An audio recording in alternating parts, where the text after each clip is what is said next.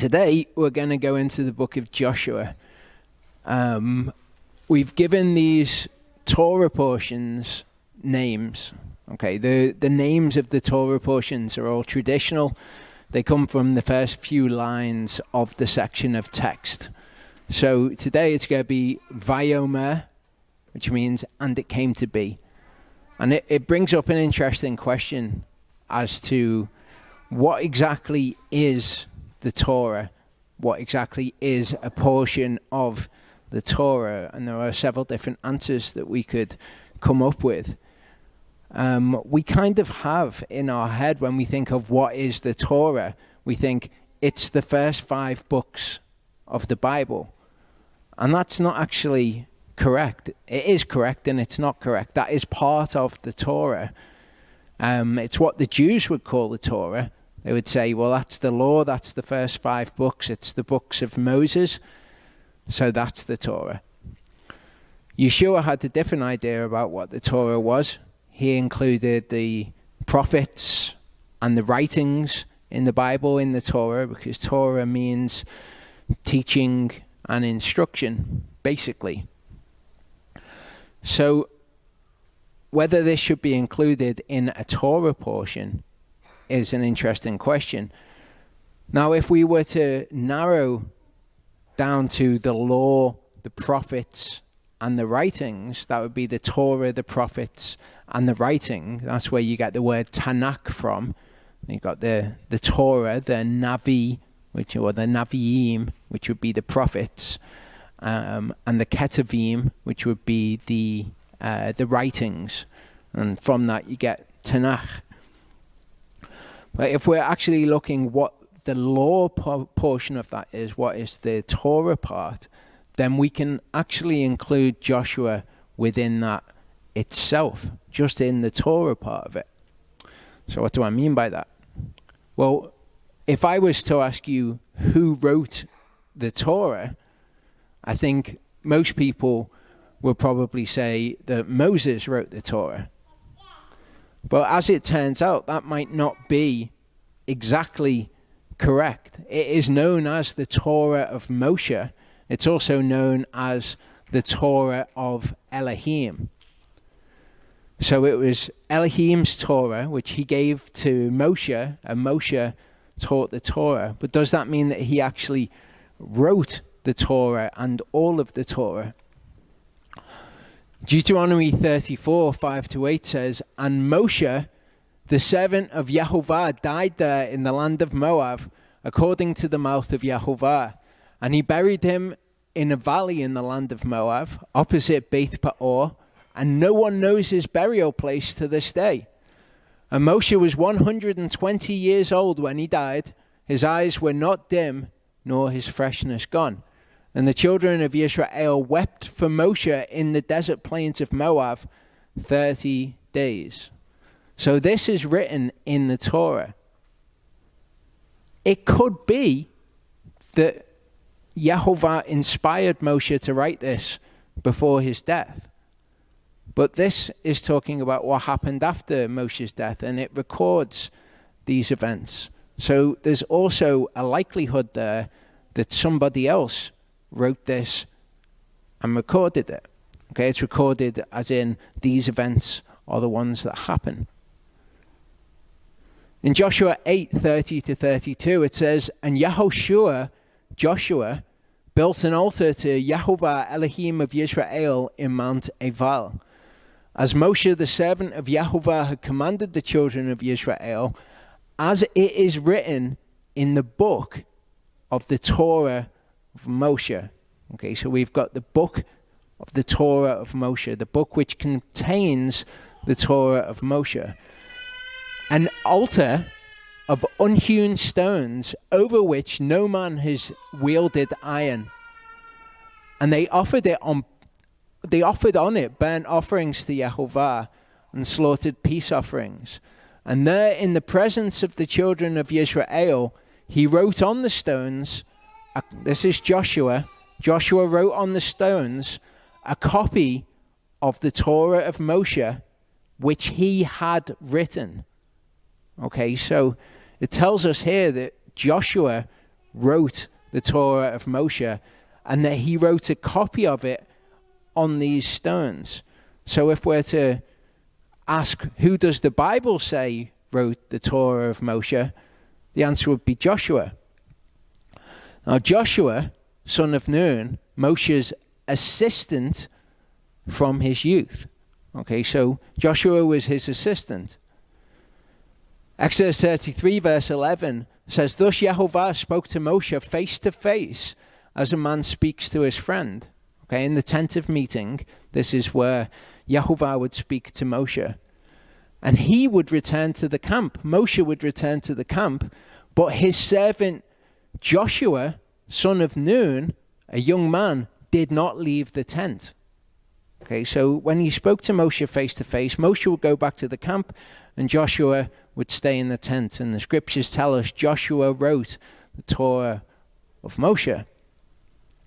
Now in John 5, it says, for if you believed Moshe, you would have believed me, since he wrote about me. But if you do not believe his writings, how shall you believe my words? So that could seem like a fairly cut and dry case. Who wrote the Torah? Moshe wrote. If you do not believe his writings, okay. Jeremiah 36, 1-4. I think it's more than 1-4 actually that I've covered here. It says, I came to be in the 4th year of Jehoiakim, son of Yoshiahu, king of Yehudah, that this word came to Yirmiyahu, to Jeremiah, from Yehovah. So this is what Yehovah says to Jeremiah.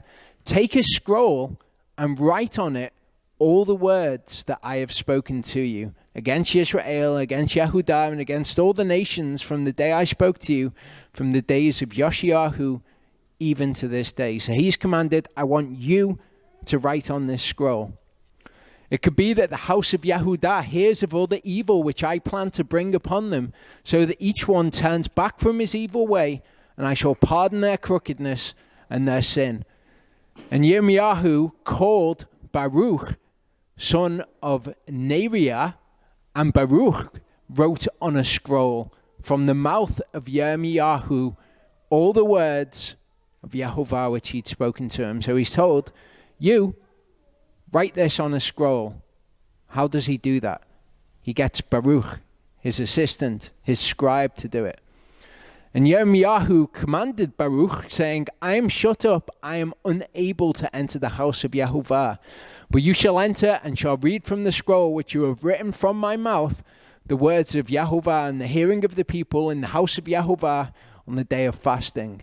And also read them in the hearing of all Yehudah who came from the cities. In verse 10 it says, and Baruch read from the book the words of Yirmiyahu in the house of Yehovah, in the room of Gemiyahu, son of Shaphan the scribe. Okay, in the hearing of all the people. So he's the one who writes it. Commanded by Yehovah, write these things, but Baruch is the one who writes it. Jeremiah 36, 27-28 says, and after the king had burned the scroll with the words which Baruch had written from the mouth of Yirmiyahu, so he wasn't very happy, and he burns this scroll when he hears what's prophesied. The word of Yehovah came to Yirmiyahu again, saying, take another scroll and write on it.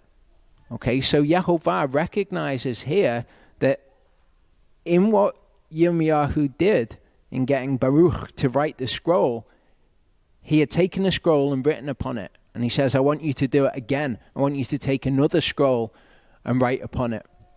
Yirmiyahu took another scroll and gave it to Baruch the scribe, son of Neriah, who wrote on it from the mouth of Yirmiyahu all the words of the book. So he writes it out again. We've got a similar situation with Moshe and Joshua, don't we? He's his assistant. He's said to have written the book. So when it says Moshe wrote this, it doesn't exclude the possibility. Now, something else as well. The word which means to write, okay, when we when we hear it in English, write, we think of the verb to write something down. That's what he did. It says it very plainly. They were his writings. He wrote it. But the word also means to record.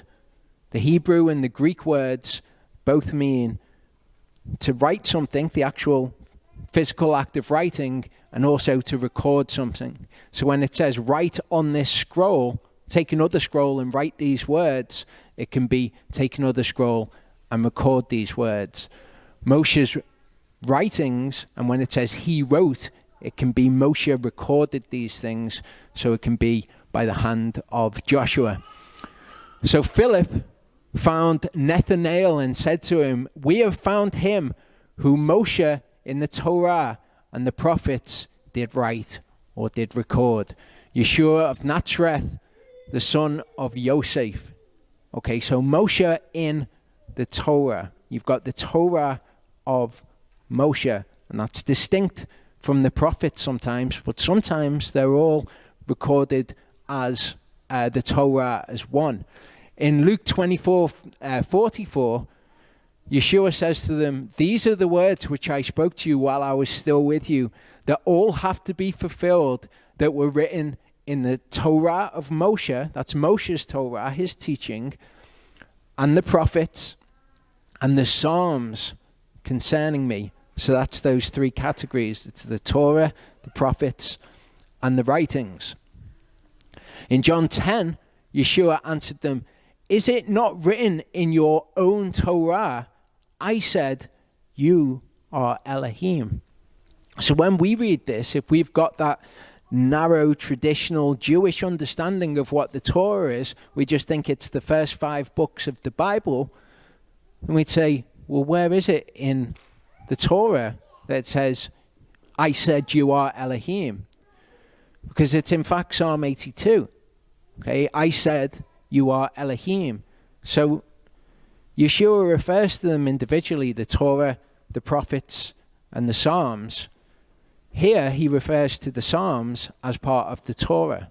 So you've got the Torah of Moshe, the book of the Torah of Moshe, the prophets, and the writings, and you can refer to all of them as Torah, because Torah doesn't just mean law, it means Yahovah's teaching. You could call the New Testament the Torah equally. John 12:34 says, the crowd answered him, we have heard out of the Torah that the Messiah remains forever, and how do you say the son of Adam has to be lifted up? Who is this son of Adam? So the crowd say, we've heard out of the Torah that the Messiah remains forever. Problem is, the Torah doesn't say that the Messiah remains forever. Then they say, who is this son of Adam? The Greek word used there is anthropos. It's man. Okay, who is this son of man? In Hebrew, there's a couple of different words that can mean man. There's Adam. Adam can either mean Adam, the name Adam, can mean mankind, or it can mean a man. You can have Ish. That's a man and Ish. You can also have Enosh. Enosh can mean man, and it can mean a man. The part of Scripture that they're referring to here is actually from the prophets. Daniel 7:13-14 says, I was looking in night visions and saw one like the son of Enosh, so the son of man. In the Septuagint, that is the son of Anthropos. Okay? Doesn't have to be Adam. In that English translation, they've put the son of Adam. That just means son of man in Hebrew. Okay, son of Enosh also means son of man in Hebrew, and that's a son of Anthropos in the Greek. Coming with the cloud of the heavens, and he came to the Ancient of Days, and they brought him near before him. And to him was given rulership and preciousness and a kingdom, that all peoples, nations, and languages should serve him. His rule is an everlasting rule. So this is the son of Anthropos, who remains forever. And this is a scripture from the prophets. So we see the writings, the prophets, the Torah of Moshe, or the book of the Torah, all referred to as Torah. So Joshua, who wrote the book of the Torah of Moshe, his later writings would also be included in this. In Joshua 24 verse 26, it tells us, this is right at the end of the book of Joshua when Joshua is old. It says, then Joshua wrote these words in the book of the Torah of Elohim. Again, the Torah of Elohim, the Torah of Moshe, they're one and the same. Just like when we hear Elohim did something, and we also hear that Hasatan did the same thing, and that's reconciled because Hasatan did something and Yehovah did it through him, so to speak. Yehovah's Torah is Moshe's Torah. People get very confused thinking, well, we don't follow the law of Moses anymore, and they try to distinguish it from God's law, but Elohim gave his law to Moshe. So it's simultaneously his law and Moshe's law. But Joshua wrote all of those words in the book of the Torah of Elohim. This is at the end of the book of Joshua. He wrote the book of the Torah, including Moshe's death, and then he records all the words which we're going to study in the book of the Torah. So is Joshua the Torah portion? I would say yes. Luke 24 verse 27. Beginning at Moshe and all the prophets, he was explaining to them all the scriptures concerning himself. Okay, so this is Yeshua. He's on the road to Emmaus, and he's explaining who he is after his death. They've heard all these things about him. He's explaining who he is and his death and all of those sorts of things from Moshe and the prophets, beginning there and explaining all the things. Because all of the scriptures point to Yeshua. All of them explain the gospel. And that's something that I'm going to be focusing on in the Joshua Torah portions. This one and the next one. There's going to be 4 Torah portions. I'm going to do this one. If you see Charlie the next, I'll do one, and Charlie will do the last Joshua Torah portion. What I'm going to be focusing on is the gospel throughout the scriptures, and what the gospel actually is. What is the good news? Why is it necessary that we believe that Yeshua died and was raised again? Why is that necessary to believe? I'll go through all of that. I'll go through that particularly next time. I'll be going through a lot to do with the good news, with the gospel throughout these Torah portions. John 5:46-47. Again, if you believe Moshe, you would have believed me, since he wrote about me. If you do not believe his writings, how shall you believe my words? My words are the same thing. So we go back in the Torah, we see pictures of Yeshua. We see people who particularly are pictures of Yeshua. We see it with Joseph, don't we? We've looked at Joseph before. In this teaching, I would recommend to anybody to watch this, because this goes through Joseph's life chronologically and shows how it is the narrative in the Gospels chronologically. Joseph gets things backwards to how Messiah gets them, but his life is chronologically Messiah's life, and that's going all the way back to the book of Genesis. Okay, Yeshua is written about within there. We see Aaron. Okay, Aaron is a picture of Yeshua, isn't he? Not only because he is high priest, we also get other things with Aaron that are a picture of Yeshua. Okay, think of his rod that budded. Right from the beginning, we have this idea of life coming from death. And it's all the way through. And this is essential for us to understand the gospel as it is taught from Genesis through all of the Torah of Elohim, including the New Testament. Okay, Daniel. In the book of Daniel, we see Daniel cast into a pit, don't we?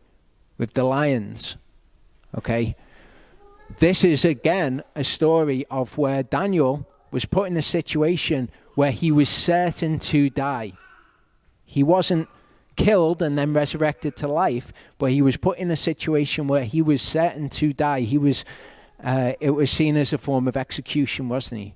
He was told that he would be executed by being thrown to the lions. He was thrown to the lions, and yet he comes out alive. He comes out of the pit alive. Yeshua went down to Sheol dead and came out alive. So this is a picture of Yeshua. Joseph in his life. Okay, Joseph was twice in a pit, brought out to life. First time his brothers threw him in the pit. Okay, and instead of killing him, they sold him into slavery. So he was put in a situation where he was to die, and he came out to life. Also, he was thrown in the dungeon, wasn't he, in Egypt, and he was brought out, and he wasn't just brought out to live, he was brought out to be ruler. Jonah is the picture that Yeshua talks about. He says, "No sign shall be given to you except the sign of the prophet Jonah, who was in the fish's stomach for 3 days." Okay, if you get swallowed by a fish, a giant fish, you're going to die, because stomachs have acid in them, and you would be digested if you were swallowed by a giant fish. Jonah was swallowed. He was put in a situation where he would have died, but his life was preserved, and he came out alive. So again, this is a picture of Yeshua. Moses was hidden. He was supposed to die. Okay, all of the firstborn males were to die, but he was hidden. And what we see with Jonah is he was hidden for 3 days, just like Yeshua was in the heart of the earth for 3 days. And when we see this number 3 around these sorts of events, it's a bit of a hint that we're going to see something messianic. All of these events that we've seen, in fact, involve the number 3. Moses, he was hidden for 3 moons. The woman conceived and bore a son, and she saw that he was a lovely child, and she hid him 3 moons. Okay, so exactly this picture of Yeshua. The number 3 is involved. Death, or certain death, changing to life. Genesis 14:9-13, with Joseph when he's in the dungeon. So the chief cupbearer related this dream to Joseph, said to him, "See, in my dream, a vine was before me, and in the vine were 3 branches, and it was as though it budded, like Aaron's rod. Its blossoms shot forth, its clusters brought forth ripe grapes. Pharaoh's cup was in my hand, so I took the grapes and pressed them into Pharaoh's cup and placed the cup in Pharaoh's hand." And Yosef said to him, "This is the interpretation of it. The 3 branches are 3 days.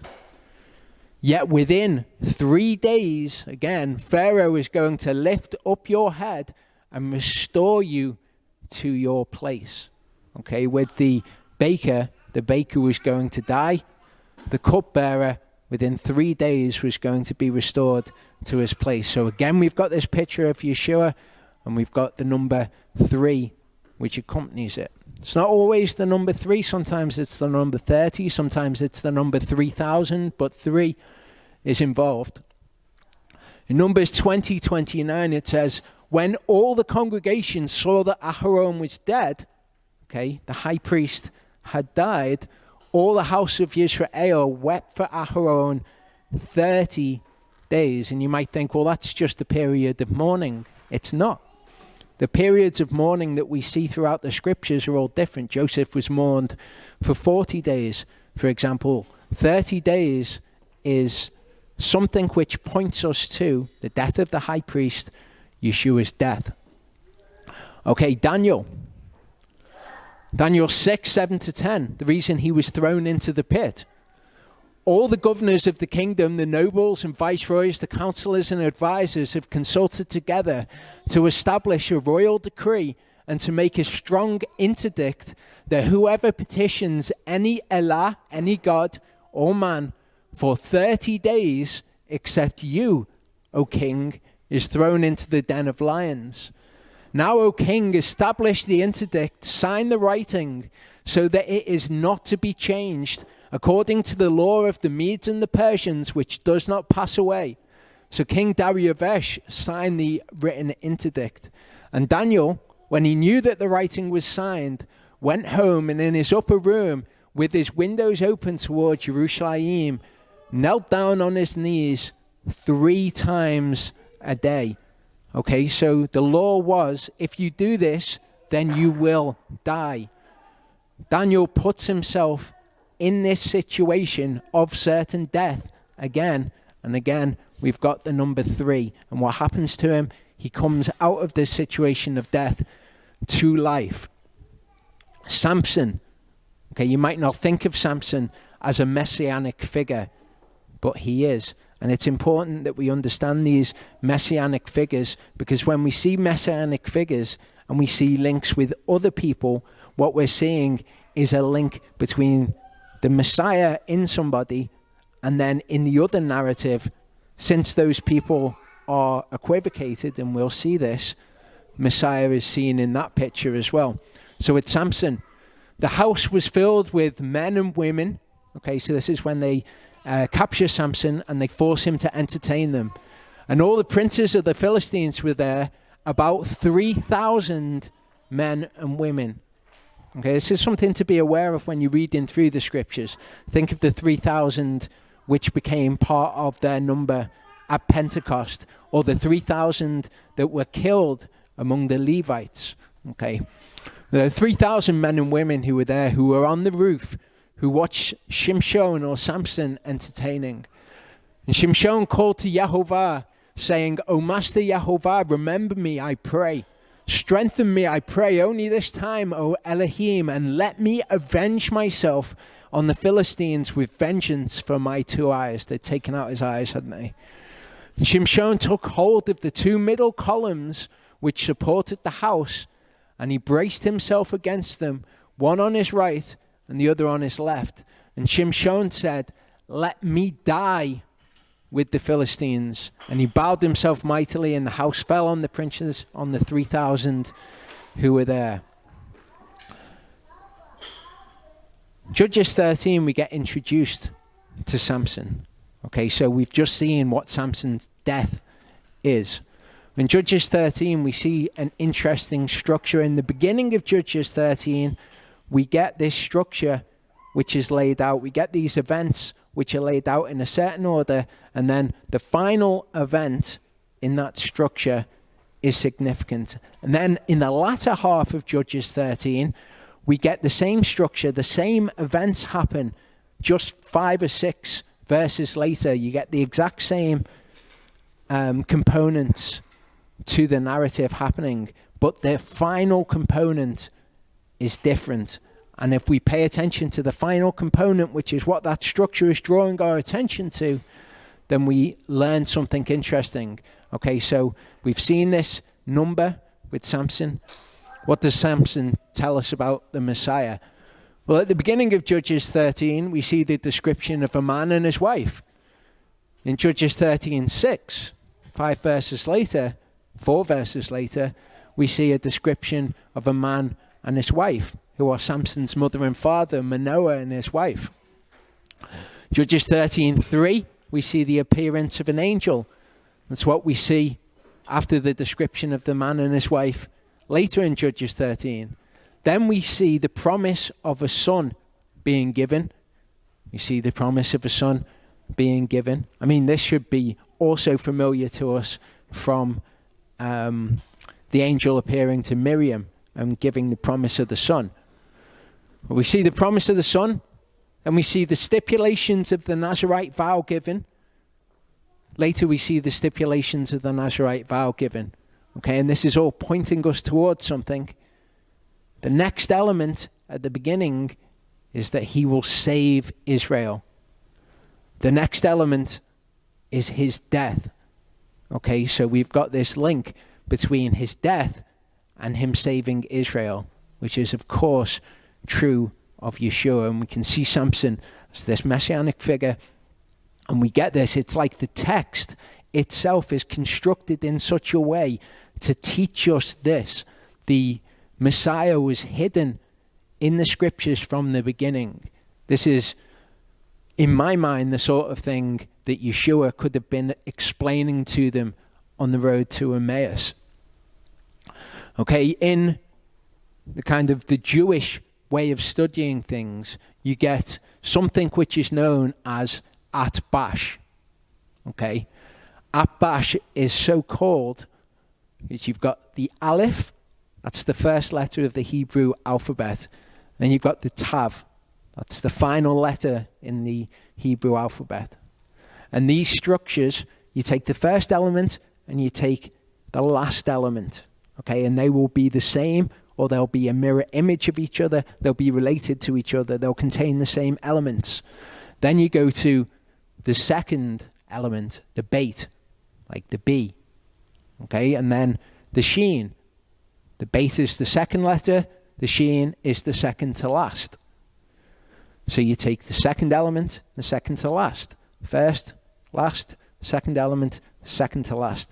And you continue like this until you get to the part of the text that it's honing in on, that it's closing in on. So the Jews would refer to this as an Atbash structure. In English, we might call it an Asbi structure. Okay, A and Z, the first and the last. B and Y, the second and the second to last. You understand how the structure is going to be. So you will get the first element, the last element, second element, second to last, etc. to the middle. And in the middle, you'll find the thing that the text is actually, in the things it says, pointing you to. The text is actually pointing you to a part of the text which is important. Sometimes on the central axis, you will find that the elements start to reverse, and everything after the central axis is what you saw before in reverse. Sometimes not, but the central axis is always important, and it will always teach you something important. So I'm going to have to read these. I thought they'd be bigger. I think people online can probably see them. Judges 13:25. The Ruach begins to move in Samuel between Sorah and Eshtaol. Okay, the last element in Judges 16 is Samson is buried between Sorah and Eshtaol. So you see Sorah and Eshtaol mentioned. There's an emphasis on and repetition of the words relating to Samson's eyes in Judges 14 at the beginning. Judges 16, second to last element in this structure, is Samson seeks vengeance for his eyes. So again, it's focused on Samson's eyes. Samson conquers the roaring lion in Judges 14. Judges 16, he conquers the Philistines. He conquers the 3,000 Philistines. Samson had a feast in Judges 14. The Philistines have a feast in Judges 16. Samson makes fun of the Philistines who triumph in the end. The Philistines make fun of Samson who triumphs in the end. So it's the same thing, but it's a reversal here. Samson took what didn't belong to him and returned to Israel in one particular circumstance. And again, Samson takes what didn't belong to him and he returns to Israel at the end of the narrative. Samson desires to go into his wife in Judges 15 at the beginning. Samson desires to go into a prostitute in Judges 16. Samson's unfulfilled desire at the beginning to go into his wife. You also see a desire that is fulfilled at the end. Here, though, it's the reverse. It's a desire that's fulfilled, and this desire is a thirst that he has. So you see his desire fulfilled here. Judges 15, you see the usage of animals, which are foxes, where he ties the tails together of the foxes, and they go in and they set fire to all of the crops. We see the usage of animals at the end as well, the jawbone of the donkey, which is used. We also see an image of fire, and we also see burning vegetation. So within this narrative, which teaches us something on the surface, the plain meaning of the text, within that we've got this structure which is honing in on a central part. The Philistines investigated the cause of the problems, and they confronted the cause. Judah investigate the cause of the problem and confront the cause at the end of the narrative. Samson is attacked in Judges 15, and the Philistines are attacked. You notice this is closing in. This is Judges 15:8, where Samson's attacked. The Philistines are attacked in Judges 15:9, but there's an element that's between those two attacks, which is the thing that the text is focusing our attention in on.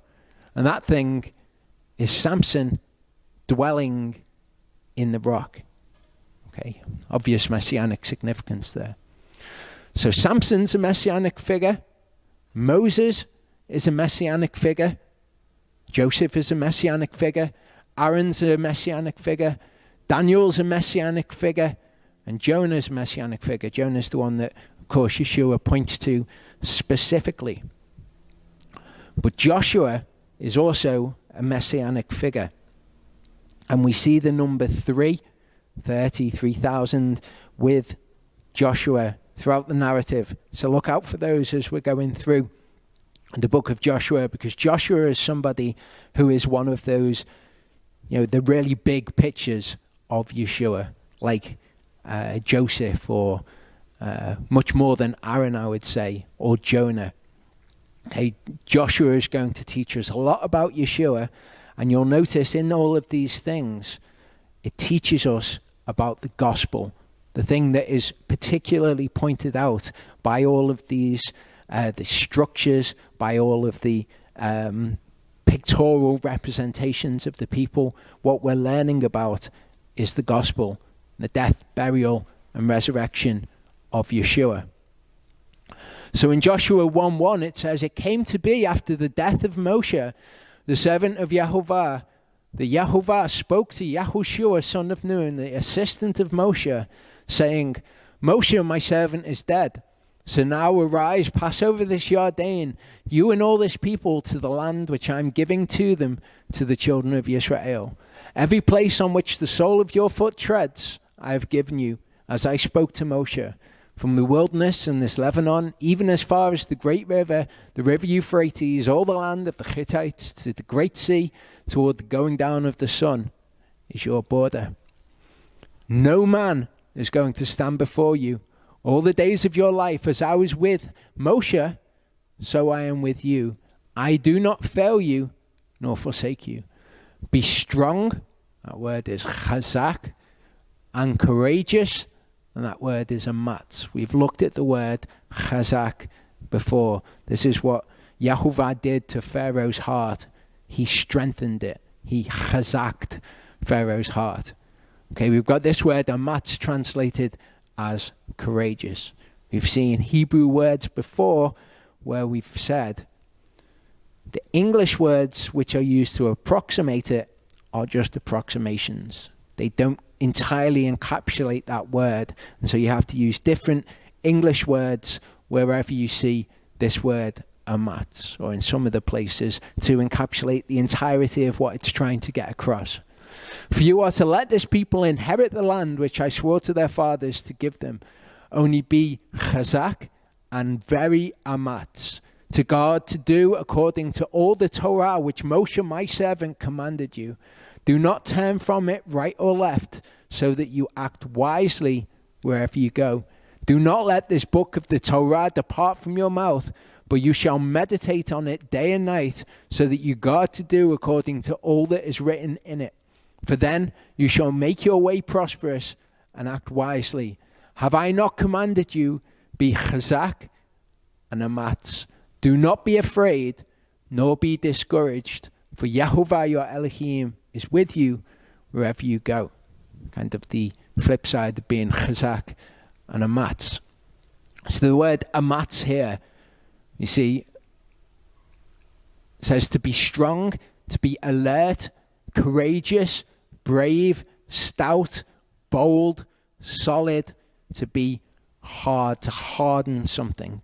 Okay? Really what this word speaks of to me is being bold and being ready and being willing, which is obviously all good terminology when we're thinking of doing the Torah, what we have to be in order to do the Torah, because we will be tested in things. Okay, we're not to be in fear when something comes along and we think, how am I even going to do that? I know that if I do that, the normal course of events will be that something bad would happen. Yehovah says, be chazak, be amatz. Don't be discouraged. Don't be fearful. Do these things. Don't go to the right and don't go to the left. This is what Gesenius says about this word amatz. Okay, we are concerned with this passage here. The verbs all take on different forms. The form of the verb we're dealing with is the kal form. Okay, you see here, you can have the kal form, the piel form, the hithpael form, and the hifil form, and they all mean slightly different things.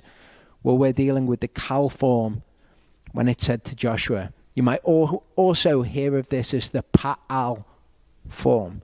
Okay, so if you ever read pa'al, just think kal, they're the same. So Gesenius says to be alert, to be firm, to be strong. Kindred to this word, to be eager, okay, properly of alertness of the feet. Okay, so it's talking about this readiness, this willingness. It can be courage, to be courageous to do something, to be ready and to be alert to take this thing on, to be bold and stout in it. Think of David. Okay, David is a man that when he came against Goliath, you could describe his actions and how he was in just going and picking up the stones to kill Goliath and his brother. They are the actions of a man who is a matz. Genesis 25:23 uses this word in an interesting way when we consider Joshua as being told, do the Torah, be strong and be a matz in following the Torah. Yehovah said to Rivkah, 2 nations are in your womb, okay, Jacob and Esau. 2 peoples shall be separated from your body. 1 people shall be more a matz than the other people. Which is interesting when we think Jacob, the ones who become Israel, they're the ones who wrestle with God. They're the ones who, when they're challenged to do something which perhaps they're fearful over, they're the ones who do it anyway. And then you've got Esau, who's the sort of person who sells his birthright just for a single bowl of pottage, for something that's material. He will give up the inheritance for that. And he doesn't find the place for repentance. Even though he seeks that place of repentance with tears, he's never brought to a place where he is repented. So 1 people shall be more a matz than the other. That's Jacob. Deuteronomy 15 verse 7 says, when there is a poor man with you, one of your brothers within any of the gates in your land which Yehovah your Elohim has given you, do not make your heart a matz. Okay, it says harden your heart here. We saw the other word, chazak, used of Pharaoh when his heart was hardened by Yehovah, but his heart was strengthened. Here, it's do not make your heart a matz against your brother. Psalm 27 verse 14, David is told, wait on Yehovah, be chazak, and let him strengthen your heart. We know that our inner man is strengthened by his spirit. But the way that it's described here in Psalm 27 is that our heart is made ematz. It's made bold. It's made ready and willing to act by Yehovah's spirit. That's what he does. It's not so much making it strong, although he does also strengthen us, but he makes our heart to be in this state. And this state is necessary if we are going to follow Torah, because we will be challenged by things in the word. We are told by the word we have to be proven. Our faith has to be proven. And in order to prove our faith, we have to have something that we find difficult, that we find challenging, that we are fearful of. We wait on Yehovah, we are chazak, and we allow him to make our heart amatz. So Joshua is told, be chazak and be very amatz to God to do according to all the Torah which Moshe my servant commanded you. Because you need to be amatz to do it. Do not turn from it right or left, so that you act wisely wherever you go. Do not let this book, the Torah, depart from your mouth, but you shall meditate on it day and night, so that you guard to do according to all that is written in it. For then you shall make your way prosperous and act wisely. Have I not commanded you? Be chazak and amatz. Do not be afraid, nor be discouraged. That's aratz and chatat. For Yehovah your Elohim is with you wherever you go.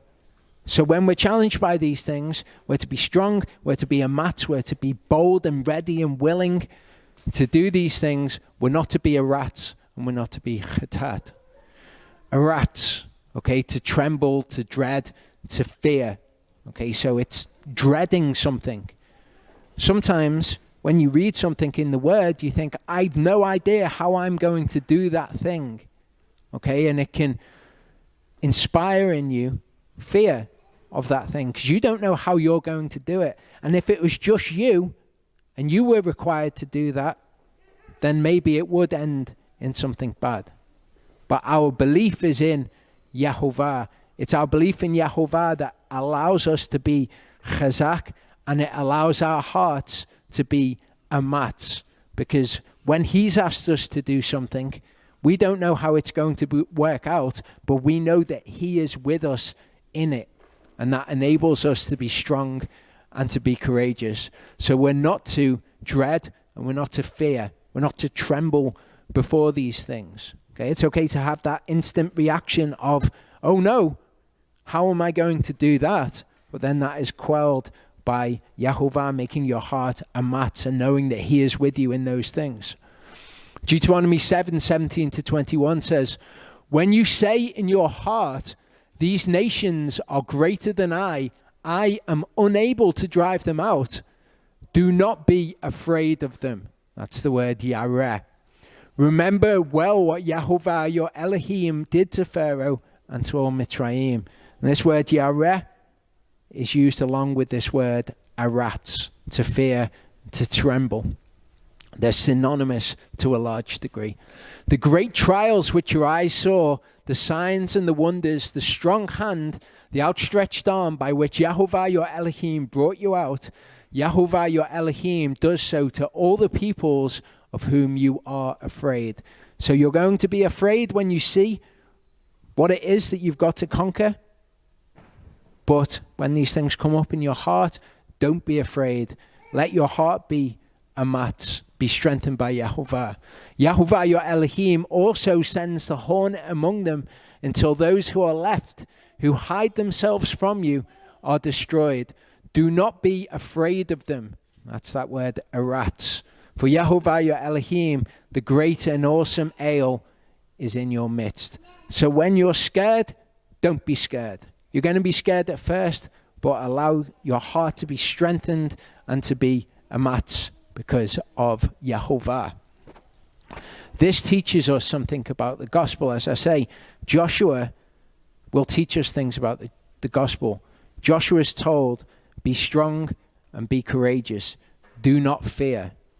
Okay, and we, in our belief of the gospel and our belief being obedience, the same is true for us. That is a necessary component. What was necessary for Joshua is necessary for us. Okay, the other word was chatat, okay, meaning to be shattered, to be dismayed, to be broken. So when you see the enemy, don't be dismayed of them. When you see what is required of you, if it is something that you're fearful of, don't be destroyed by it. Don't be dismayed about it. Okay, you will be fearful of that thing, but that's necessary for your faith to be tested. This is all a part of the gospel. When the gospel was given to the Israelites, for example, the thing that was missing for them was belief. Okay, this is what Gesenius says about this. He says it is properly to break, okay, to be broken. So this idea of being dismayed or being broken by something. When you see the enemy, don't be dismayed. Don't be broken in yourself because of them. Be chazak and be amatz.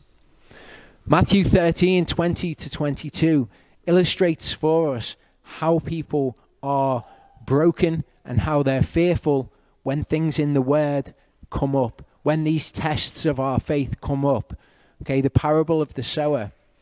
That which is sown on rocky places, this is he who hears the word and immediately they receive it with joy, because the good news is great. You've got the salvation of your soul. Okay, brilliant. I'm on board with this. So immediately they receive the word with joy.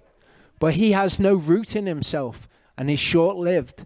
And when pressure or persecution arises because of the word, immediately he stumbles. So something comes up, some kind of pressure or persecution because you're starting to follow the word. Don't be afraid in that instance. The people who are sown on rocky places in the parable, immediately they stumble when these things come against them because they are broken and they're dismayed by them. That which is sown upon the thorns is he who hears the word, and the worries of this age. Okay, so again, worry, fear, being broken, being dismayed by these things. The deceit of riches choke the word and it becomes fruitless. So what we're told is we're to be chazak and to be amatz when these pressures come upon us. Hebrews 4, 1 to 2 tells us that this is a part of receiving the gospel. It says, therefore, since a promise remains of entering into his rest, let us fear lest any of you seem to have come short of it. For indeed, the good news, the gospel, was brought to us as well as to them, as well as to the people in the past.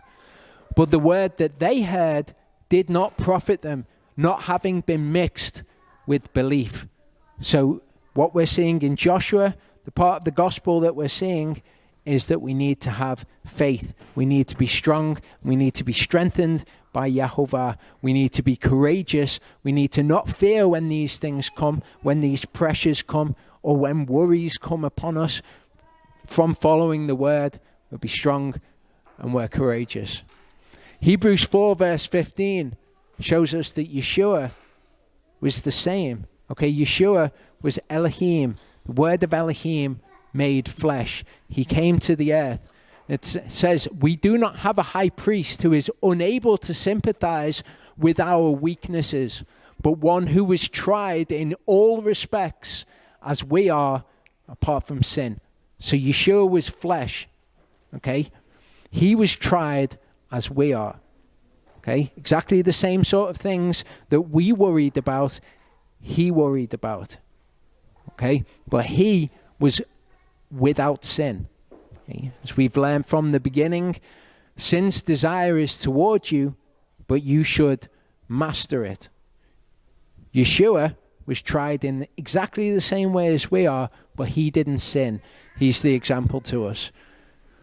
In the Garden of Gethsemane, Yeshua came with them to a place called Gethsemane, said to the disciples, sit here while I go over there and pray. And he took with him Kepha and the two sons of Zabdi, and he began to be grieved and deeply distressed. Okay? Well, what does Yehovah say? He says, when these things arise in your heart, do not fear. Okay? Yeshua was tried in the same way. He was distressed, but he was chazak, and he was amatz in the face of all of these things, like Joshua. Then he said to them, my soul is exceedingly grieved, even to death. Stay here and watch with me. And going forward a little, he fell on his face and prayed, saying, O my Father, if it is possible, let this cup pass from me.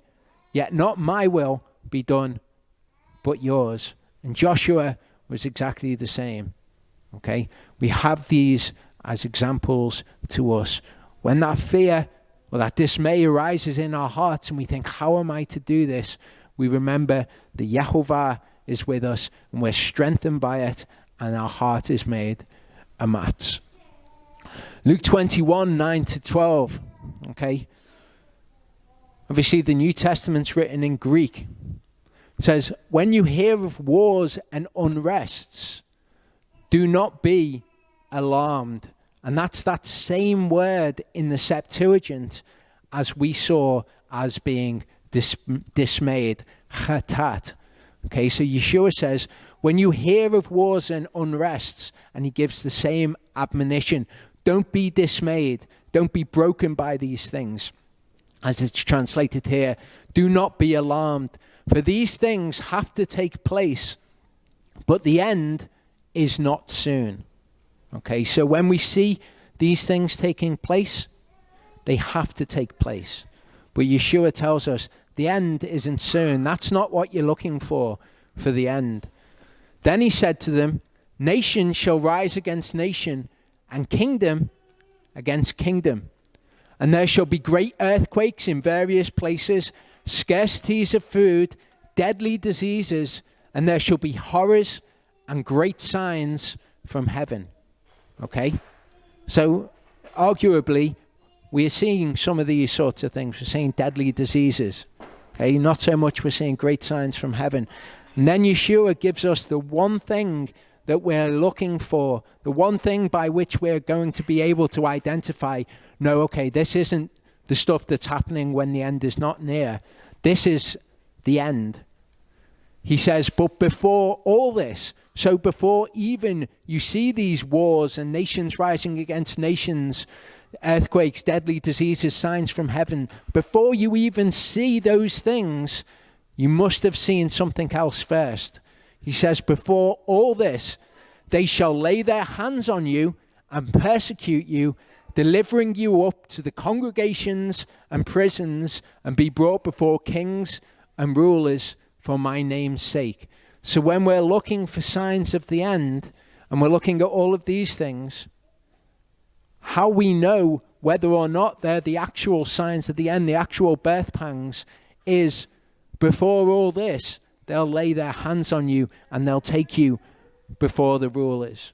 Okay, that's something that could happen very quickly. Okay, you think of the rise of certain political correctness in the world and certain things having violence done against them. So that could rise very quickly. But before we start looking to signs like this, to say, well, these are the signs of the end, first of all, this is going to happen. We'll be delivered up to rulers. But the admonition from Yeshua is exactly the same. Do not be alarmed. Be strong, be courageous, be chazak, and be amatz. In the last part, we saw that Joshua is one of these people in whom we can see a picture of Messiah. And when we see these people, we learn something through them about the gospel. We learn something through them about the good news.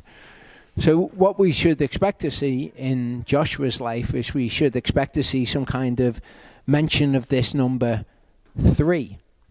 And I'm not saying that every time in the Bible you see the number 3, it's to do with the Messiah. I don't know. I've not checked them all out. But commonly, when you see this, it is. So we're up to verse 10, chapter 1. Joshua commanded the officers of the people, saying, pass through the midst of the camp and command the people, saying, prepare food for yourselves, for within 3 days you are passing over this Jordan to go in to possess the land which Yehovah your Elohim is giving you to possess. Okay, now this is interesting.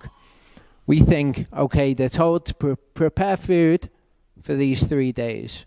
Seems like a fairly reasonable thing to be told. But in Joshua 5, it says, the children of Israel camped in Gilgal, performed the Passover on the 14th day of the Chodesh at evening on the desert plains of Jericho. And they ate of the stored grain of the land on the morrow after the Passover, unleavened bread and roasted grain on this same day. And the manna ceased on the day after they had eaten the stored grain of the land. And the children of Israel no longer had manna, but they ate the food of the land of Canaan that year. So, before this, what they were eating was manna. So, in what we're reading, what they were eating was manna. And they're told, take this manna and prepare enough of it for 3 days. So we know when it came to the Shabbat, for example, they were told to bake and cook what they wanted to and leave the rest over until the morning. Here, we also see that they're told to prepare food for 3 days this time in advance. So the manna could be taken and prepared in advance. Verse 12 says, and Yahushua spoke to the Reubenites and to the Gadites and to the half-tribe of Manasseh, saying, remember the word which Moshe, servant of Yahuwah, commanded you, saying, Yahuwah your Elohim is giving you rest, and he shall give you this land. And this word here is nuach.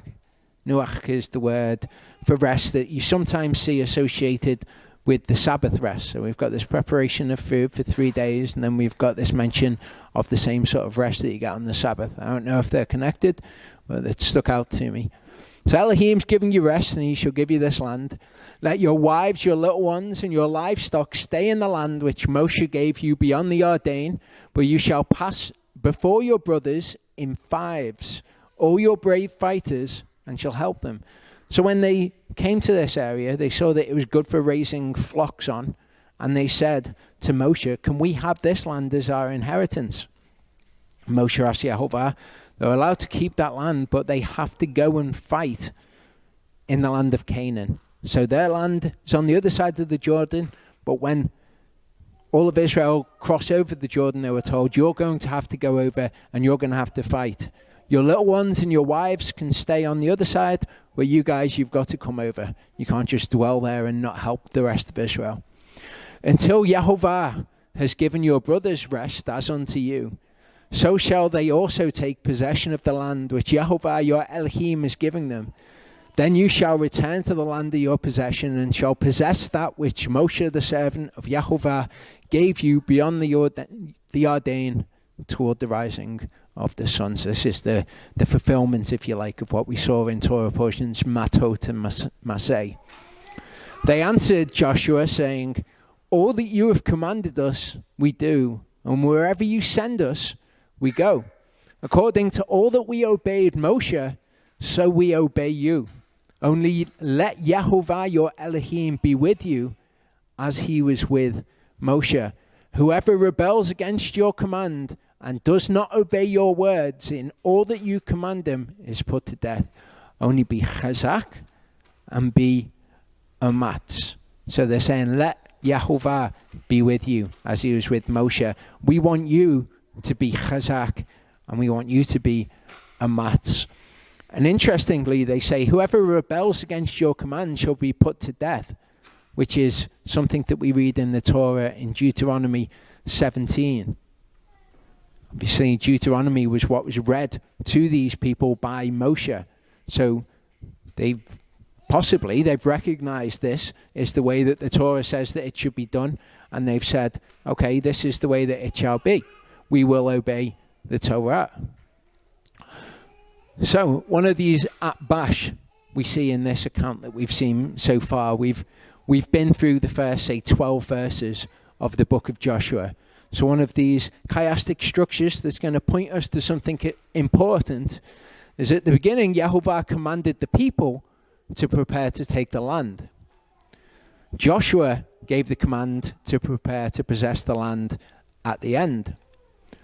Yisrael will receive the land spoken of by Moshe. That's what's mentioned in Joshua 1 verse 3. Joshua 1:13, remember what Moshe told you, Yehovah will give you the land. Same elements we're seeing here. Yehovah gave the boundaries of the land with respect to water barriers, which were the Mediterranean and the Euphrates rivers, And he uses the phrase towards the setting of the sun. So he says, this is going to be the land, these are going to be the barriers, and the water barriers. At the end, Joshua gave the barriers of the inheritances of Gad, Reuben, and the half tribe of Manasseh. So those 2.5 tribes that were on the other side of the Jordan, he gives the boundaries of their inheritance with respect to the Jordan River 2 times. Again, he uses the phrase, towards the rising of the sun. Yahovah promised to be faithful to Joshua. Yahovah will be with Joshua as he was with Moshe. No man shall be able to stand up to him. At the end, Yisrael promises to be faithful to Joshua. They will heed Joshua as long as Yahovah is with him as he was with Moshe, and they will even kill anyone who rebels against him. See, Yahovah says, no man will stand against you, and Israel effectively say the same thing to him. As I was with Moshe, I'll be with you. I am with you wherever you go, we see later on. I will not forsake you. Do not fear, nor lose resolve. Be strong and courageous. Behold, I have commanded you. Be strong and courageous. I will cause the people to inherit the land. You will make your way successful and act wisely in the land. Observe the Torah. Observe the Torah. You shall not deviate from it. The Torah shall not depart from your mouth. It's effectively the same thing. And then the central point that it's pointing to, the part of the text that our attention is being drawn to with these things, is you will succeed wherever you go. Yahushua, son of Nun, secretly sent out 2 men from Shittim to spy, saying, go see the land in Jericho. And they went and came to the house of a woman, a prostitute, and her name was Rahab, and they lay down there. But it was reported to the king of Jericho, saying, see, men from the children of Israel have come here tonight to search out the land.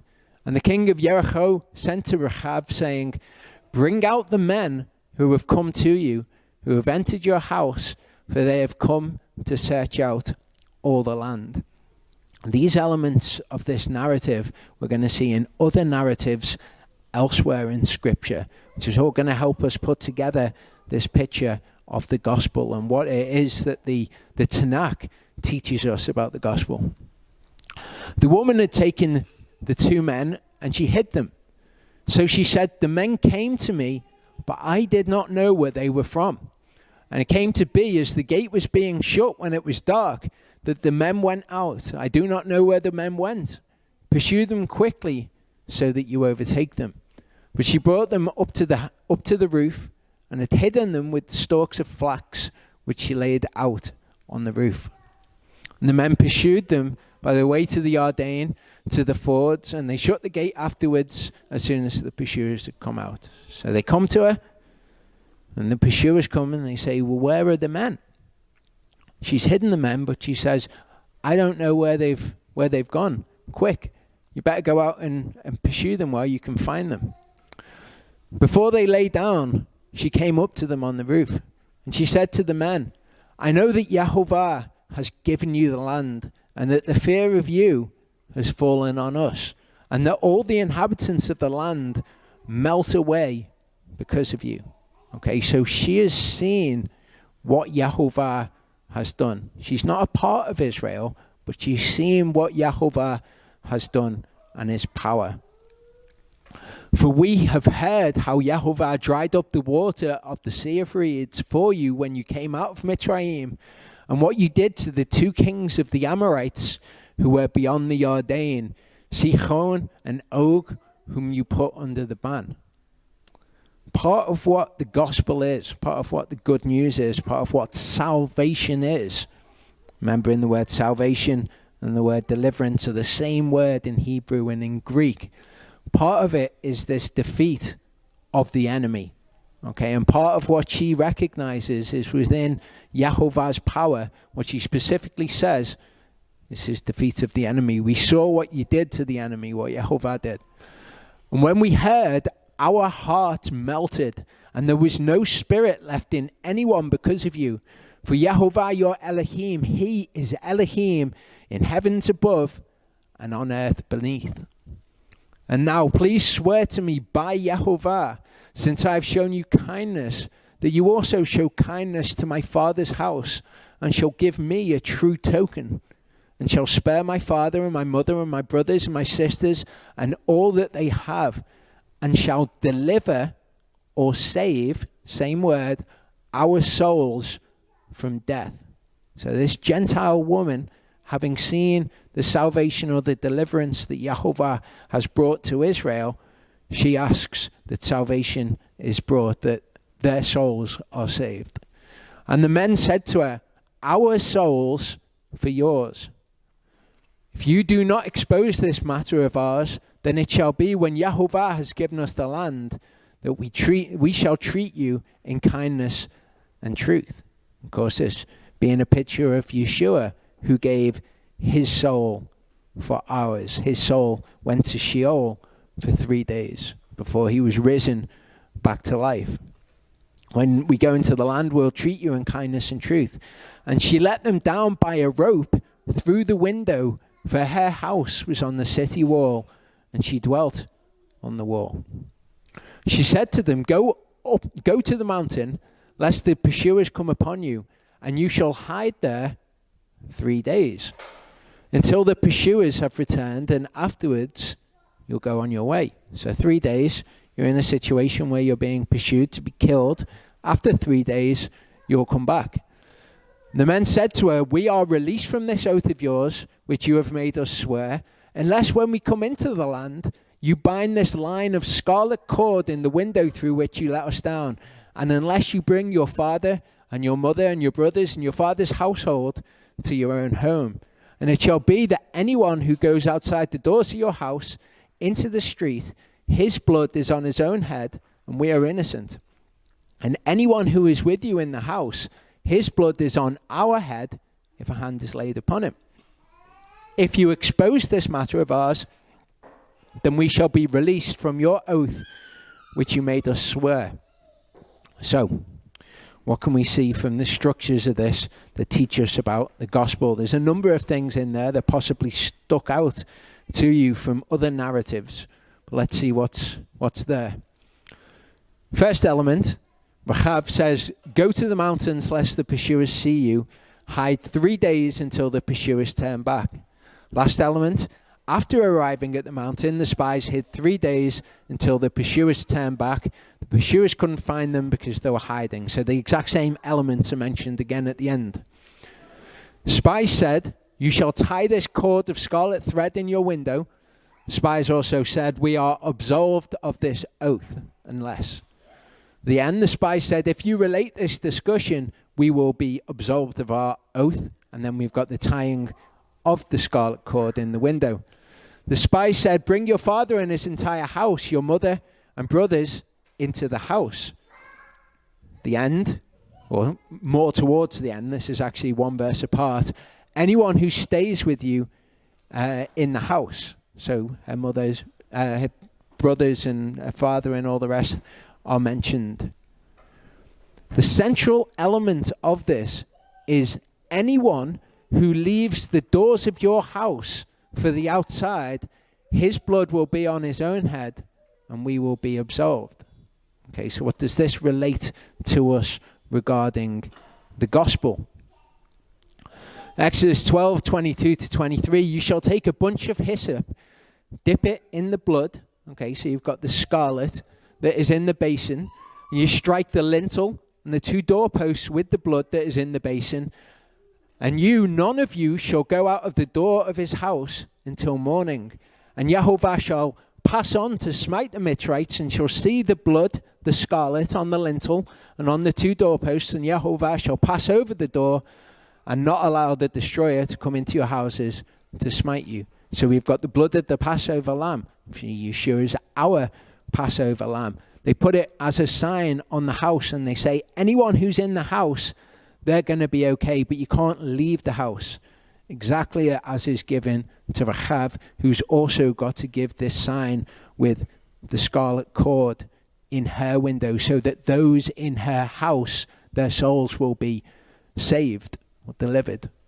Joshua 2:3-7, we see this. The king sent people to Rahab looking for the spies.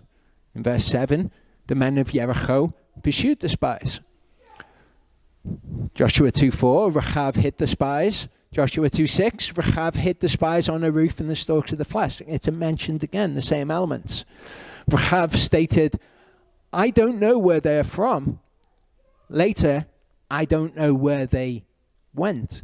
And the central element, the spies left Jericho through the city gate when it was about to close at dark. It seems like a bit of a strange element for all of the chiasm to be pointing to.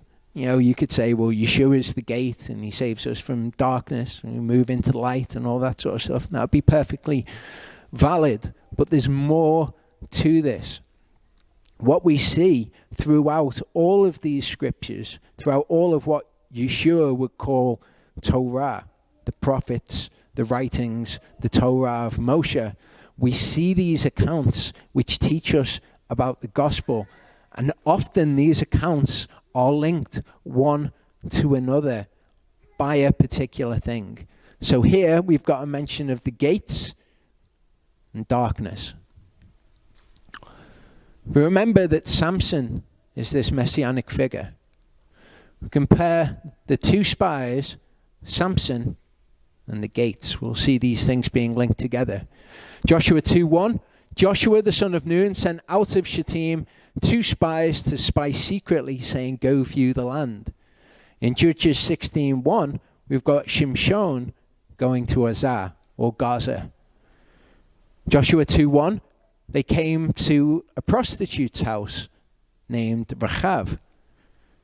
Judges 16, Shimshon saw a prostitute and he went in unto her. And lodged there is mentioned in the 2 spies. Shimshon lay till midnight and arose at midnight. So he lodged there too. Joshua 2:2, they told the king of Jericho, saying, behold, there came men in hither tonight of the children of Israel to search out the country. In Judges 16, it was told to the Azathites, saying, Shimshon is come thither. Bring forth the men that are come to thee, which are entered into thine house, for they be come to search out all the country, is what is said in Joshua.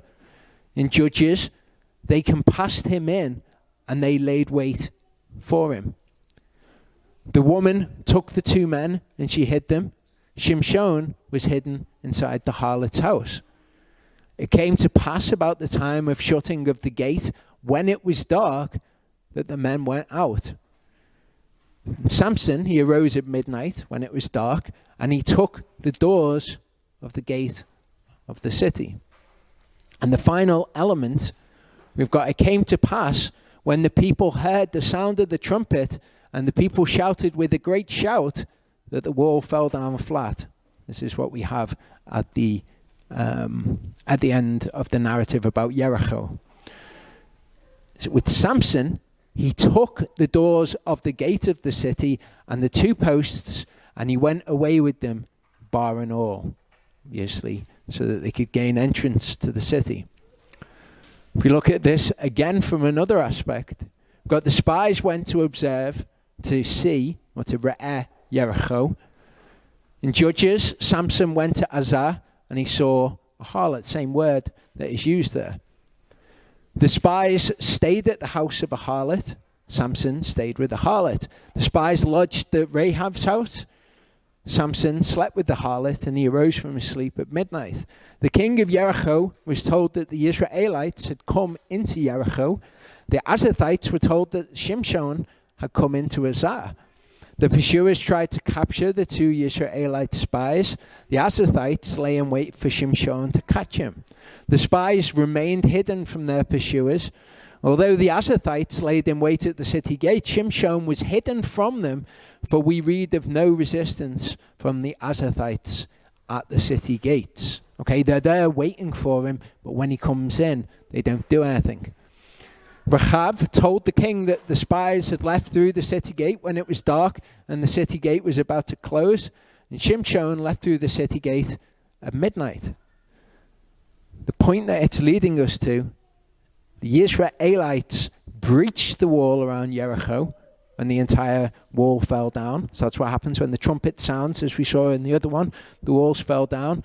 So here, the result of that is the Israelites breached the wall.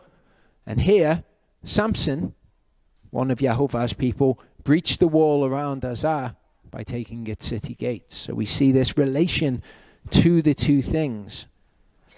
This ultimate thing that it's pointing us to here is the same thing that the chiastic structure was pointing us to. So these things are important things. They're linking these two narratives as important. So, what can we learn about the gospel, about salvation or deliverance in the stories of the spies and Samson? Rahab stated, "We've heard how Yehovah dried up the waters of the Red Sea. Sihon and Og, Yisrael's enemies, were utterly destroyed. Samson killed 1,000 Philistines with the jawbone of an ass. Samson became very thirsty." Okay, we've got this mention of the waters being dried up. Now we've got the vanquishing of the enemy. Samson became very thirsty and said, "You have granted this great salvation through the hand of your servant, and now shall I die of thirst." So this salvation was brought by Moshe with his outstretched arm, a drying up of the water. Here we've got the enemy being vanquished and the mention of thirst. This was done by splitting the Red Sea in Joshua. That's what's mentioned in Joshua. Judges, this was done by splitting the hollow of the jawbone, same word that's used there. Rahab stated, "No spirit remained in any man because of you." In Judges, again we've got the mention of the Ruach. His Ruach returned to him and he was revived. All of these elements are to do with salvation. They're to do with the gospel. Rahab requested that the spies take an oath to spare her life. Here, Samson had the tribe of Judah swear that they wouldn't kill him. So we've got two oaths that they wouldn't be killed. Rahab lowered the spies by a rope and told them to go to a mountain to hide. In Judges, they bind Samson with ropes, same word used, and they brought him up and said they're lowering him down from a rock. The final element is that the spies are told to hide for 3 days before going on their way. Picture of Yeshua. And then with Samson, Samson defeats the enemy. All of this is teaching us about the good news. It's teaching us about deliverance. In salvation as it pertains to us, this defeating of the enemy tied to the 3 days laying low before you go on your way. Okay, Yeshua conquering death by as when he was resurrected after 3 days. 1 Corinthians 15:26 tells us that the last enemy to be brought to naught, the last thing that we get deliverance or salvation from, the last enemy is death. See, we have a real inaccurate view of what salvation is. Salvation is all about being delivered from one's enemies. Okay, something which is stronger than you, that you are powerless to defeat, being defeated by Yehovah. And that's what we're seeing in all of these narratives. It is especially true of death. Death is an enemy that we are unable to conquer on our own, and we need the salvation or the deliverance of Yehovah to overcome. Okay, so if we look at a chiastic structure in Joshua 2, we'll see what else we can learn. Rahab hid the spies on the roof in stalks of flax. The pursuers chased them towards the Jordan crossing, and the pursuers went in the wrong direction. Rahab lowered the spies by a rope. She lived high on the city wall. She told the spies to hide for 3 days until the pursuers turned back, then continue, and the pursuers went in the wrong direction. Different verses, but it's the same thing which is mentioned in each of them. Rahab said, "I know Yehovah has given you the land, Swear to me by Yehovah. The spy said, when Yehovah gives us the land, our souls for yours. And the middle point in that is Rahab saying, give me a sign or a token that you will keep me alive, or you keep alive my father, mother, brothers, sisters, and all that's theirs. How? By saving our souls from death. The salvation of the soul, the deliverance of the soul from the ultimate enemy being death. So all of this is right there all the way through the scriptures. It teaches us of who Yeshua is and what Yeshua was going to do. Now, if we compare the two spies in Joshua 2 with another set of two spies that we'll see, we'll establish a connection between the two narratives. Two Israelites are spies for Yahushua, for Joshua. Jehonathan and Ahimaaz are two spies for David. Two spies were given military intelligence and they were told to deliver it to Joshua. Jehonathan and Ahimaaz were given military intelligence and they're told deliver it to David, the ones that they're spies for. Two spies come to Rahab's house in Jericho. We've got Jehonathan and Ahimaaz came to a house in Bahurim. Rahab gave the spies military intelligence. Here we have a girl giving Jehonathan and Ahimaaz military intelligence. It was told to the king of Jericho that the two spies had come in. A young man saw Jehonathan and Ahimaaz come in and told Avshalom. Rahab helped the two spies hide on the roof, and a woman helped Jehonathan and Ahimaaz hide in a well. It's the same narrative. It's that thing where the word of Elohim is the same throughout time. All that we have is different characters playing out the same things over and over again. Rahab covered the two spies with stalks of flax. A woman covered the well containing Jehonathan and Ahimaaz with groats. The king of Jericho's servants inquired about the two spies, and then Avshalom's servants inquired about Jehonathan and Ahimaaz. Rahab told the king of Jericho's servants that the two spies had fled. A woman told Avshalom's servants that Jehonathan and Ahimaaz had fled. The king of Jericho's servants searched for the two spies but couldn't find them. Avshalom's servants searched for Jehonathan and Ahimaaz but couldn't find them. The two spies emerged from hiding after the king of Jericho's servants had left. They emerged after they'd left, and Jehonathan and Ahimaaz emerged after Avshalom's servants had left. The two spies crossed over the Yarden. The woman said that Jehonathan and Ahimaaz had crossed over the Yarden. This is why when we have issues in our lives, that we can look to the word of Elohim and we can find what the solution is from that. We can find times when people have encountered similar things and done something the wrong way and how that didn't work out, or what is the correct way to do it. This is why the word is living and why it's cyclical. The two spies delivered the military intelligence to Yahushua. Jehonathan and Ahimaaz delivered the military intelligence to David, ultimately. So there's this linkage between those two spies and the two spies in David. We know that the two spies teach us about the gospel in Joshua. We'll see the same thing in the narrative in 2 Samuel. So at the beginning of this chiastic structure, Jehonathan and Ahimaaz descend into a well. Again, it's descending into the pit. A woman spread a curtain over the well. The end, Joab's men throw Avshalom's body into a large pit and erect a mound of stones over the top. So these same things. Ahithophel's suicide by hanging. We see Avshalom dead at the end, hanging in the tree. Avshalom appointed Amasa over his army in place of Joab. David's position at Mahanaim is mentioned. We've got David appointing officers at the end. David's position is mentioned again near the city gate. And all of this is pointing us to the middle, which is something which is going to tell us something about salvation, about deliverance, about the good news. 3 men brought David and his servants provisions because they were hungry, exhausted, and thirsty in the desert. Okay?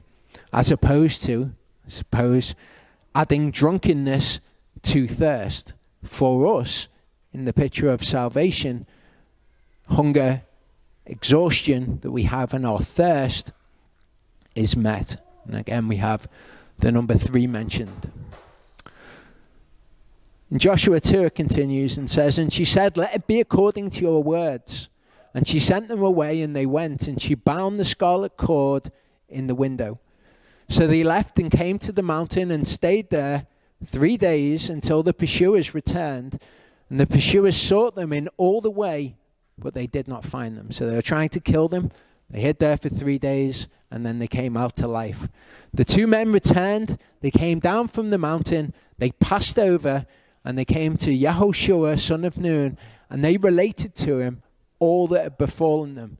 And they said to Yehoshua, "Truly Yehovah has given all the land into our hands, and also all the inhabitants of the land have melted away because of us." Again, another aspect of salvation. This will happen at the end, the salvation which is yet to come, when Yeshua comes and defeats the enemy before us to lead us into the land. When it will be said, "Truly Yehovah has given all of the land into our hands."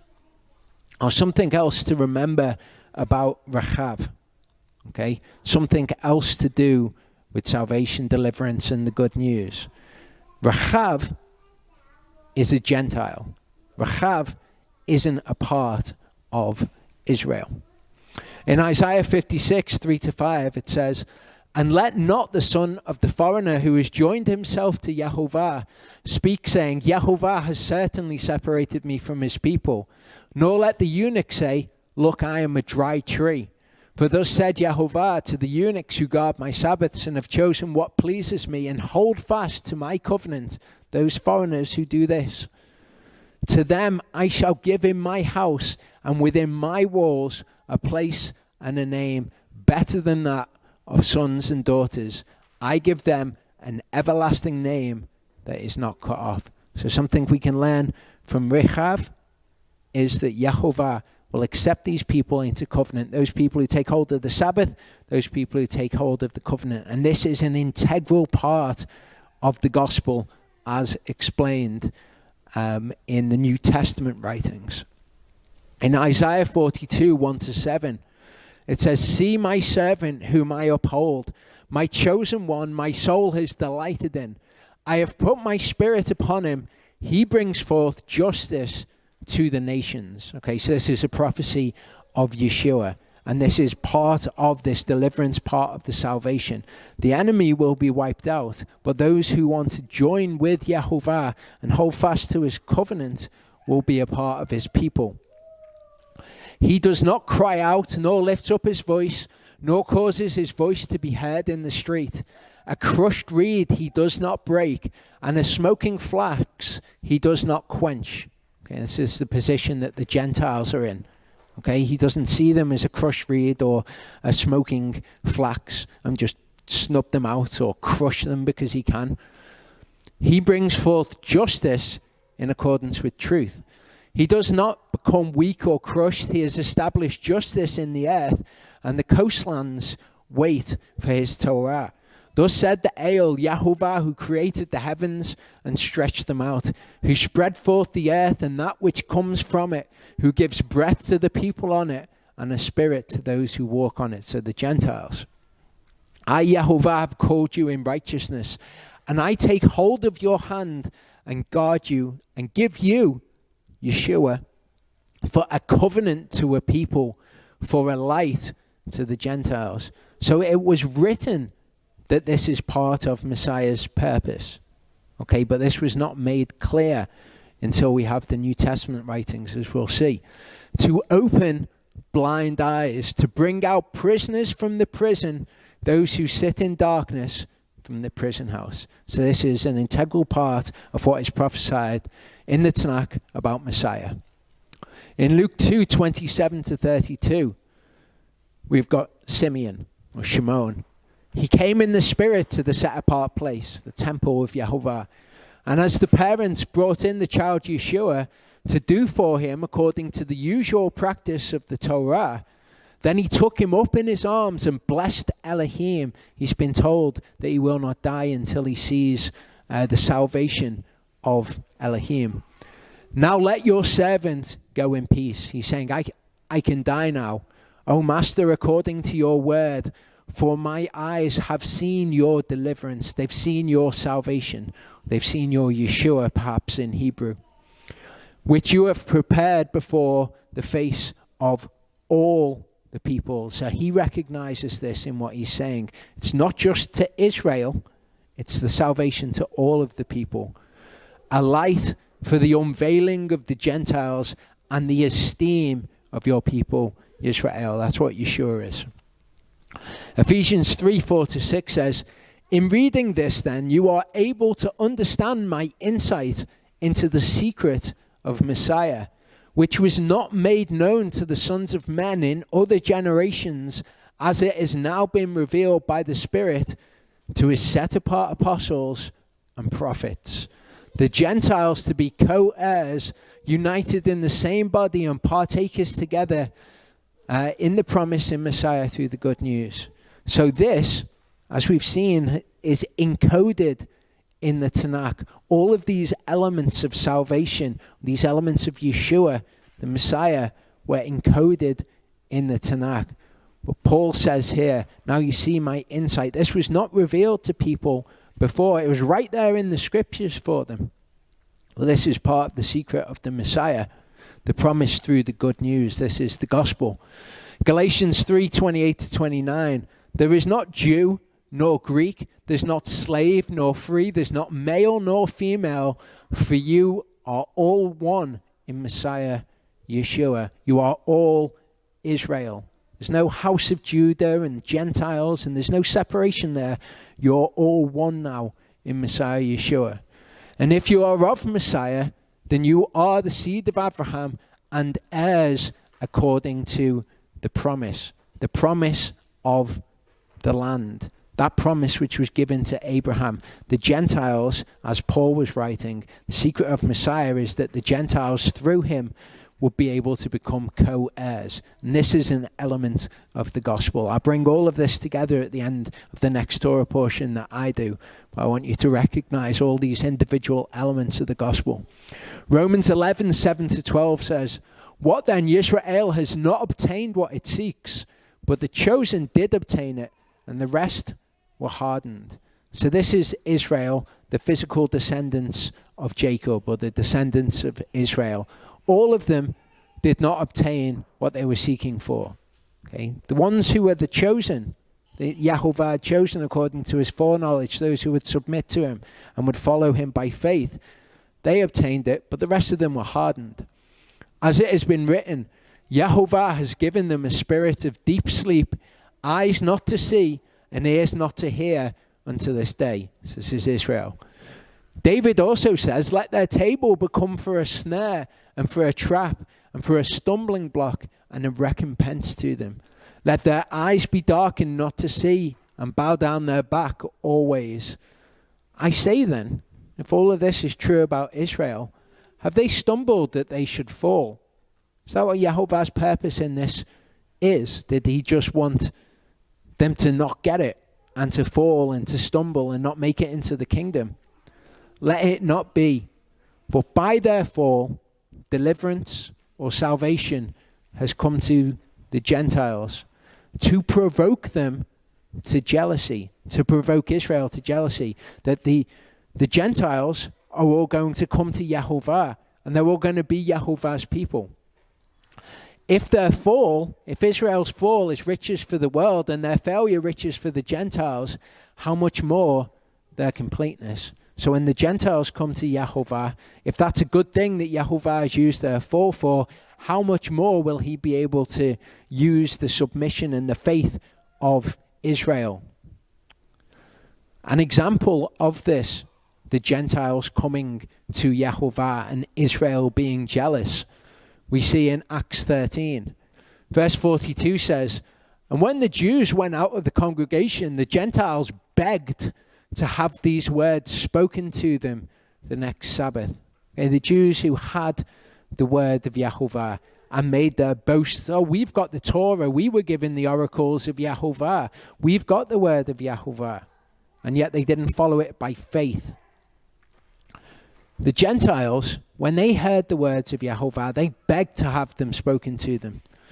And when the meeting of the congregation had broken up, many of the Jews and of the worshipping converts followed Paul and Barnabas, who, speaking to them, were urging them to continue in the favor or the grace of Elohim. And on the next Sabbath, almost all the city came together to hear the word of Elohim. These are Gentiles. All of them have come together. They heard the words and they begged that they would hear them again. But when the Jews saw the crowds, they were filled with jealousy. And contradicting and speaking evil, they opposed what Shaul was saying. But speaking boldly, Shaul and Barnabas said, "It was necessary that the word of Elohim should be spoken to you first, to the Jew first, but also to the Gentiles. But since you thrust it away and judge yourselves unworthy of everlasting life, see, we turn to the Gentiles." So by Israel's fall, by the fact that they thrust the word of Elohim away from them, salvation has come to the Gentiles, that it would make Israel, the natural born tree, that it would make them jealous. "For the Master has commanded us, I have set you to be a light to the Gentiles, that you should be deliverance to the ends of the earth," or salvation to the ends of the earth. So it's in the New Testament that we begin to see all of these prophecies, all these things that were encoded within the Tanakh. We start to see the fulfillment of all of them. And when the Gentiles heard this, they were glad and praised the word of Yahovah, and as many as had been appointed to everlasting life believed. In Isaiah 62, I think it's probably 1 to 5 actually. "For Zion's sake, I am not silent. And for Yerushalayim's sake, I do not rest, until her righteousness goes forth as brightness, and her deliverance or her salvation as a lamp that burns." Until Yerushalayim's salvation or deliverance goes forth as a light to the Gentiles. Remember, Israel has fallen to bring the Gentiles in. And if that was used for good, how much more their completeness? "The nations shall see your righteousness, and all kings your esteem." Okay, Yahovah, if you give him more to work with, he can achieve even more. And in the millennium, Yerushalayim was going to go out as a light to the Gentiles. This is the end of Isaiah. We'll see that this is how Isaiah began as well. "You shall be called by a new name, which the mouth of Yahovah designates. You shall be a crown of comeliness in the hand of Yahovah, and a royal headdress in the hand of your Elohim. You will be a beautiful thing. Lift up your eyes all around and see, all of them have gathered. They have come to you. Your sons come from afar, and your daughters are supported on the side. Then you shall see and be bright, and your heart shall throb and swell. For the wealth of the sea is turned to you. The riches of the Gentiles shall come to you, to Jerusalem. A stream of camels cover your land, the dromedaries of Midian and Ephah. All those from Shavah come bearing gold and incense, and they're proclaiming the praises of Yahovah, like the Gentiles who heard the word in the book of Acts, here on a much greater scale. All the flocks of Kedar are gathered to you. The rams of Nebaioth serve you. They come up for acceptance on my altar, and I embellish my esteemed house. This is when they come to Jerusalem, which is how the book of Isaiah begins. Isaiah 2:2-4. It shall be in the latter days. There are many periods of time that are referred to as the latter days in Scripture. that the mountain of the house of Yehovah is established on top of the mountains, and it shall be exalted above the hills, and all nations, all of the Gentiles, shall flow to it. Many peoples shall come and say, come and let us go up to the house of Yehovah, to the house, the Elohim of Jacob, and let him teach us his ways, just like in the book of Acts. And let us walk in his paths, for out of Zion comes forth the Torah and the word of Yehovah from Jerusalem. Jerusalem is a light to the Gentiles. And he shall judge between the nations, and he will reprove many peoples, and they shall beat their swords into plowshares and their spears into pruning hooks. Nation shall not lift up sword against nation, neither teach battle anymore. And indeed, Yeshua will judge between nations when he comes and he sits on the throne of his glory, and he separates the sheep from the goats. He has all nations laid before him. Jeremiah 16 talks of the Gentiles turning to Yehovah. Yehovah, my strength, my stronghold, and my refuge in the day of distress. The Gentiles shall come to you from the ends of the earth and say, our fathers have inherited only falsehood and futility, and there is no value in them. Would a man make gods for himself which are not gods, powerless gods? Therefore, see, I am causing them to know. This time I cause them to know my hand and my might, and they shall know that my name is Yehovah. This is a part of the gospel, that this salvation would be offered to the Gentiles too. As we've seen, all of it's there. It's encoded into the Tanakh and all of the structures. It's right there in prophecy. And we see the fulfillment in Yeshua. Matthew 12:18-21. See my servant whom I have chosen. This is the passage that we read before being quoted. My beloved in whom my soul did delight. I shall put my spirit upon him, and he shall declare justice to the nations. He shall not strive nor cry out, nor shall anyone hear his voice in the streets. A crushed reed he shall not break, and smoking flax he shall not quench, till he brings forth judgment forever. And the nations shall trust in his name. This is what we're seeing a picture of in this story with Joshua. Okay, Joshua being this picture of Messiah. See, this is exactly what Rahab is doing. And now, please swear to me by Yehovah. She's trusting in Yehovah's name. She's seeing the deliverance that he's brought. She's seeing the salvation brought by his mighty hand, by Moshe's outstretched arm in the Red Sea. Since I have shown you kindness, that you also show kindness to my father's house, shall give me a true token. Shall spare my father and my mother, my brothers and my sisters, and all that they have, and shall deliver our souls from death. The gospel right here in the book of Joshua. So we've seen that Joshua is this picture of Yeshua, and that his life teaches us things about the gospel. We can identify these things in his life. What we're going to see next is the parting of the Red Sea. We're going to see what things we can see from that about really to do with the spreading of the good news and the way that these things spread among people, among the Gentiles and things like that. So verse 1 of chapter 3 says, and Yahushua rose early in the morning, and they set out from Shittim and came to the Ardein, he and all the children of Israel, and stayed there before they passed over. And it came to be, after 3 days, that the officers went into the midst of the camp. And they commanded the people, saying, when you see the ark of the covenant of Yehovah your Elohim, and the priests and the Levites bearing it, then you shall set out from your place and follow it. Only keep a distance between you and it, about 2,000 cubits by measure. Do not come near it, so that you know which way to go, for you have not passed over this way before. And Yahushua said to the people, set yourselves apart, for tomorrow Yahovah is doing wonders, and he tells them that he's going to be doing these wonders in their midst. So just like at Mount Sinai, when they had to set themselves apart, not sleep with their wives for 3 days, here they've got to be set apart because Yahovah is actually going to be in their midst, physically in their midst, like being physically in the tabernacle or the temple. So they have to be holy. Yahushua spoke to the priests saying, "Take up the ark of the covenant and pass over before the people."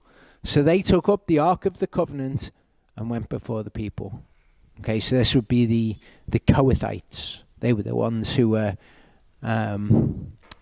able to take the ark.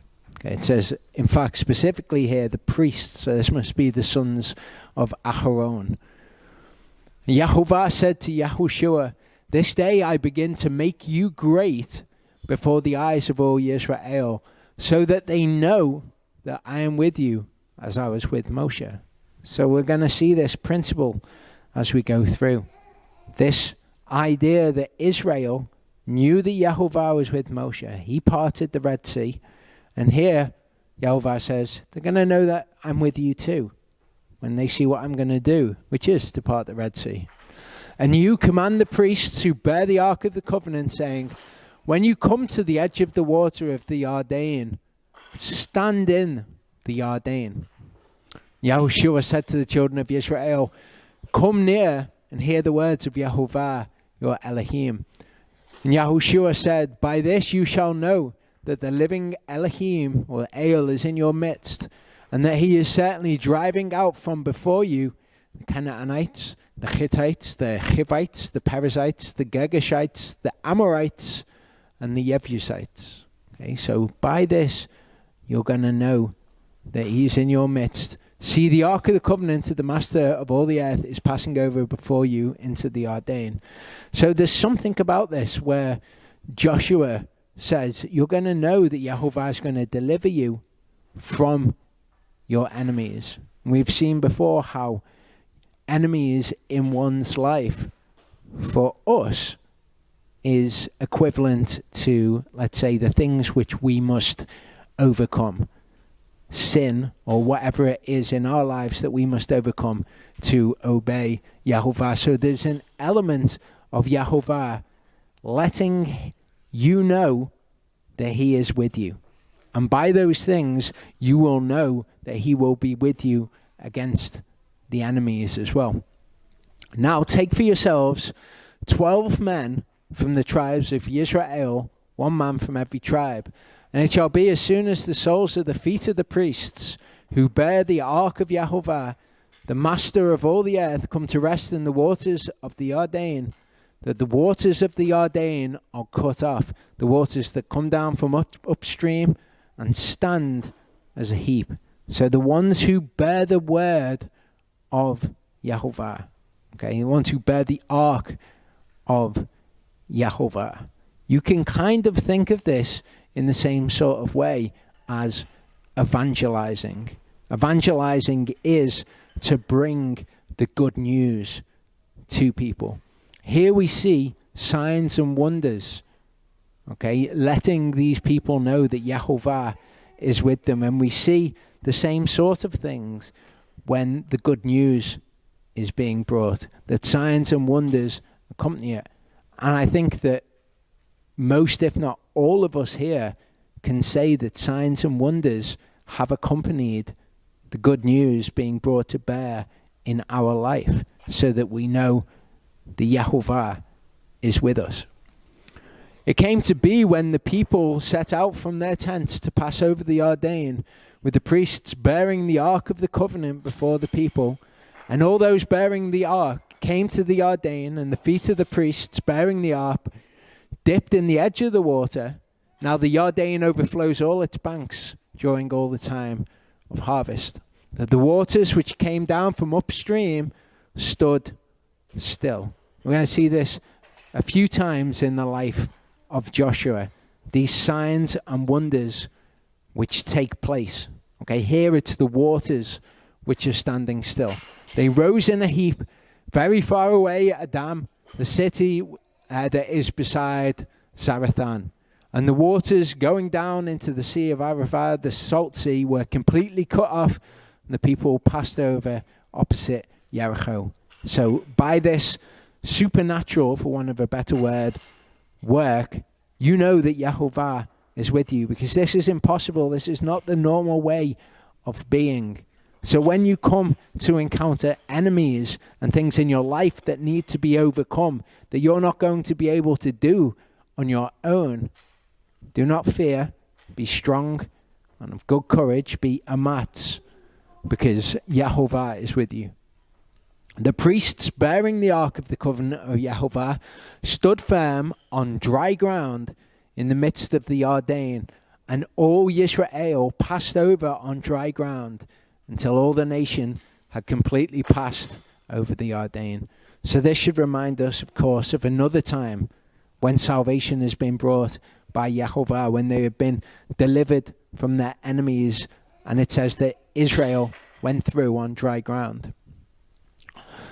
2 Kings 2, 7-14 is yet another time when the waters were separated, and Israel, in this case Elijah and Elisha, went through on dry ground. 50 men of the sons of the prophets went and stood facing them at a distance, while the two of them stood by the Yarden.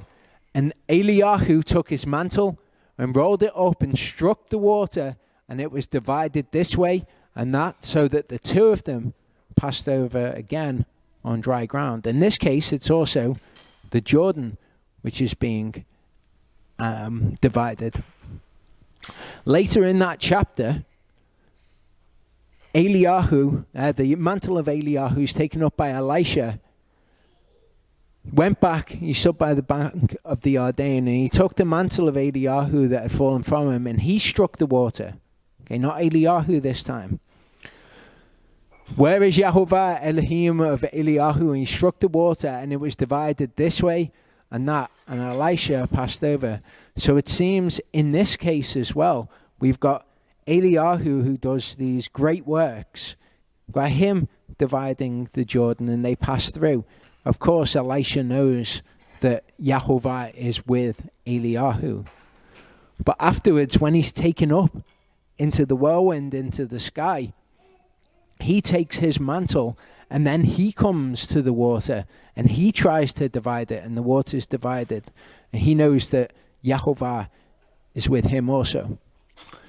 In Mark 16, verse 20, it says, and they went out, and they proclaimed it everywhere, the good news, the gospel, while the master worked with them and confirmed the word through the accompanying signs to show that he was with them. Amen. Joshua 3 verse 5, Yahushua said to the people, set yourselves apart, for tomorrow Yehovah is doing wonders in your midst. Again, it's the same thing.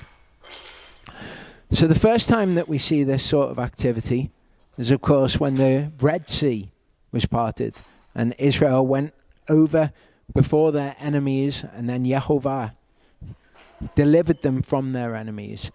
They were in a situation where they were going to be overcome by the enemy. If Yehovah hadn't intervened, they would have been overcome. A situation where they were facing death. Yehovah brings salvation to them. He saves them from death into life, and he delivers them from their enemies, and in fact he destroys their enemies. Another part of the gospel.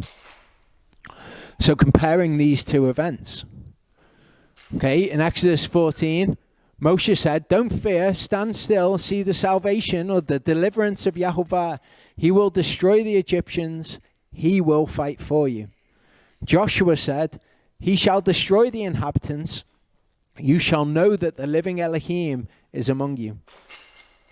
Exodus 14, the Red Sea, Yehovah told Moshe ahead of time what would happen. The angel of Yehovah and the pillar of cloud went before them, went behind them. Sorry, the pillar of cloud that went before them went behind them. And Joshua told the people ahead of time what would happen again. And the Ark of the Covenant this time is what is going before them. Exodus 14, Moses stretched out his hand over the sea. Yehovah turned the sea into dry land. The waters were divided. Yisrael went into the midst of the Red Sea on dry land. The water was a heap on the left and on the right. In Joshua, the priest's feet dipped into the edge of the Jordan. The water split. The people crossed over on dry ground. The priests stood on dry ground in the midst of the Jordan. In Exodus, Yehovah commanded Moshe what to do so that the water would return.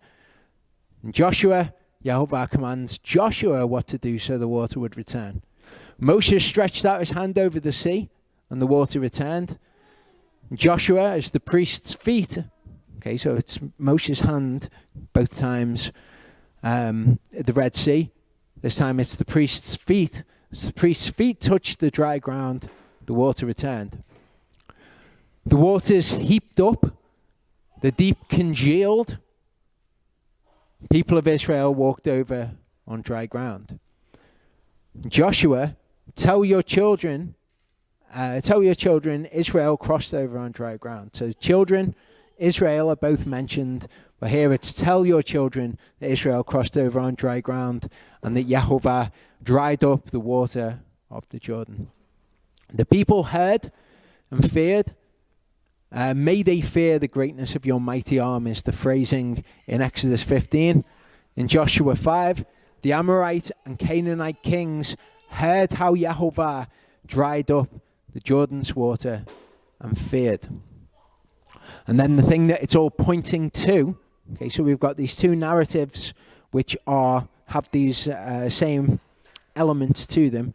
The thing that it's all pointing to, what begins after the Red Sea, is that the manna begins to fall from heaven. What happens at the end of this narrative, we'll see this next week, is that the manna ceased falling from heaven. Again, tying these two narratives.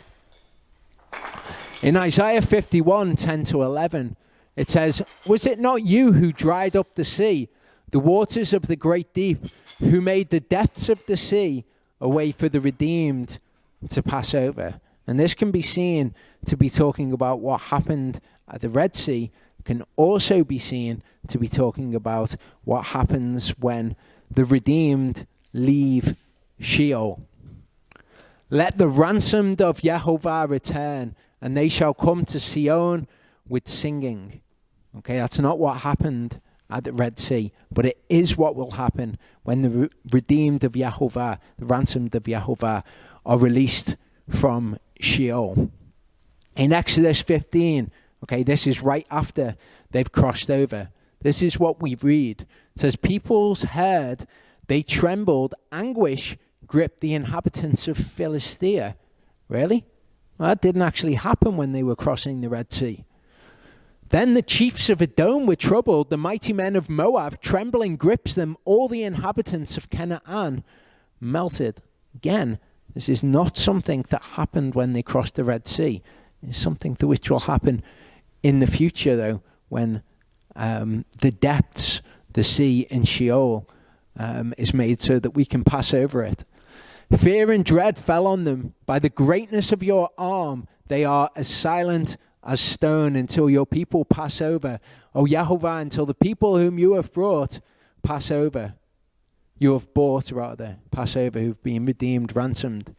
You bring them in and plant them in the mountain of your inheritance. That's Mount Zion. Again, that's not what happened to the people who crossed over the Red Sea, but it is prophetic of what will happen to us. And again, this is an element of salvation, an element of the good news, an element of deliverance, the enemy being vanquished. Recommend people check this out. This goes through the entire prophecy as it is in Exodus 15. Exodus 15 is a remarkable piece of scripture. It seems in parts like it's talking about what has just happened in this kind of celebration of the people, as what's just happened when the Egyptians were killed. However, there's much of it which speaks prophetically of what happens when Yeshua leads us into Mount Zion. In Genesis 12, verse 7, okay, what we're seeing here is a fulfillment of something that happened right at the beginning of the book of Genesis. Yehovah appeared to Abraham and said, to your seed I give this land. This also is part of the good news. Okay, to your seed I give this land. He built an altar to Yehovah who had appeared to him. So this promise that the land of Canaan is going to be given to Abraham's seed happened a long time ago. Genesis 26, 4-5, we hear why this promise was given to Abraham. I shall increase your seed like the stars of the heavens, and I shall give all these lands to your seed. And in your seed, all the nations of the earth shall be blessed. This is the part of the good news, which is the Gentiles coming to Yehovah. Because Abraham obeyed my voice and cherished my charge, my commands, my laws, and my Torah. This is why the promise was given to Abraham, and this is why the promise will, Yah willing, be given to us if we make this true of ourselves. In John 8, 31-39, Yeshua said to those Jews who believed him, if you stay in my word, you are truly my disciples, and you shall know the truth, and the truth shall make you free. They answered him, we're the seed of Abraham, and we've been servants to no one at any time. How do you say you shall become free? Yeshua answered them, truly, truly, I say to you, everyone who is doing sin is a servant of sin. And the servant does not stay in the house forever, but a son stays forever. If then the Son makes you free, you shall be free indeed. I know that you are the seed of Abraham, but you seek to kill me because my word has no place in you. I speak what I've seen with my father. You do what you've heard from your father. They answered and said to him, Abraham is our father. Yeshua said to them, if you were Abraham's children, you would do the works of Abraham. So this promise of the land is given to Abraham's children. They said, we are Abraham's children. And he said, no, you were born of Abraham, but your father is somebody else, the one that you do the works of. You are of your father, the devil. Galatians 3, 6-9, we see how to be Abraham's children. Even so, Abraham did believe Elohim, and it was reckoned unto him as righteousness. Know then that those who are of belief are sons of Abraham. And the scripture, having foreseen that Elohim would declare right the Gentiles by belief, announced the gospel to Abraham beforehand, saying, all the nations shall be blessed in you. So that those who are of belief are blessed with Abraham, the believer. Okay, if you are of Messiah, then you are the seed of Abraham, and heirs according to the promise. So that promise that was given to Abraham, we become co-heirs, which, as Paul said, is a part of the gospel that was revealed to Abraham, the gospel that was given to these people also. 1 Corinthians 10, 1-6 tells us, it warns us about this though. The gospel was given to them, it's also been given to us. Paul says, for I do not wish you to be ignorant, brothers, that all our fathers were under the cloud. All of them passed through the sea. All of them were immersed into Moshe in the cloud and in the sea. They all underwent baptism. All ate the same spiritual food. All drank the same spiritual drink. For they drank of that spiritual rock that followed, and the rock was Messiah. So they had everything that we had. However, with most of them, Elohim was not well pleased, for they were laid low in the wilderness. And they became examples for us, so that we should not lust after evil, as those indeed lusted. So Abraham is our example. If we follow Abraham's example, we follow all of his laws, all of his charges, then we are children of Abraham. These people are also an example for us of what not to do. And the word cyclical happens over and over again with a different cast of characters. We are another cast of characters living out the word of Elohim.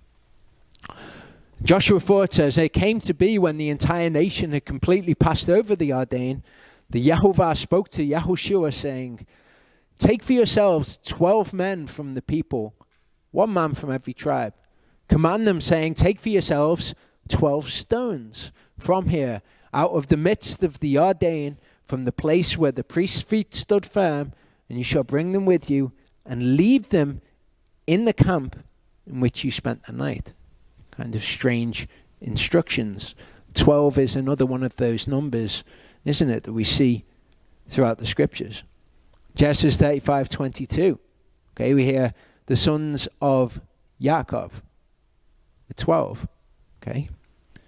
See in Exodus 15:27, we see 12 fountains of water, 70 palm trees. 70 is another one of those numbers. There are 12 fountains of water. Exodus 24:4.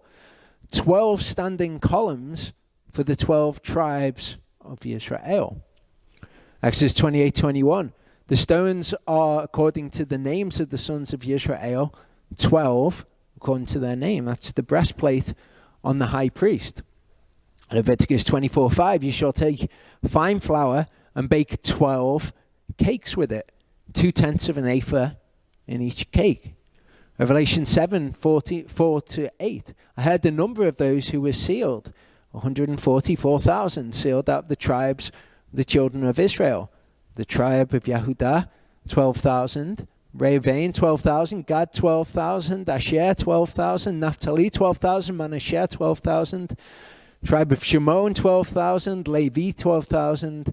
Yisachar, 12,000. Zebulun, 12,000. Yosef, 12,000.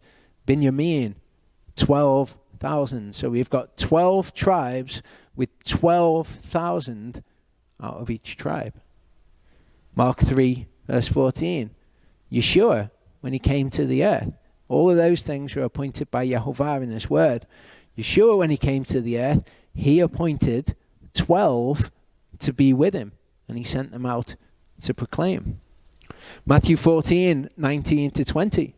Commanding the crowds to sit down on the grass, taking the 5 loaves and the 2 fish, and looking up to the heaven, he blessed and broke, and gave the loaves to the disciples, and the disciples gave to the crowds. And all ate and were satisfied, and they picked up the pieces left over. How many baskets? 12. Revelation 21:10-14. He carried me away in the spirit to a great and high mountain, showed me the great city, the set apart Jerusalem, descending out of the heaven from Elohim, having the esteem of Elohim, and her light was like a most precious stone, like a jasper stone, clear as crystal, having a great and high wall, having 12 gates, 12 angels, names written on them, which are those of the 12 tribes, the children of Israel. 3 gates on the east, 3 on the north, 3 on the south, 3 on the west. The wall of the city had 12 foundations, and on them the names of the 12 apostles of the Lamb.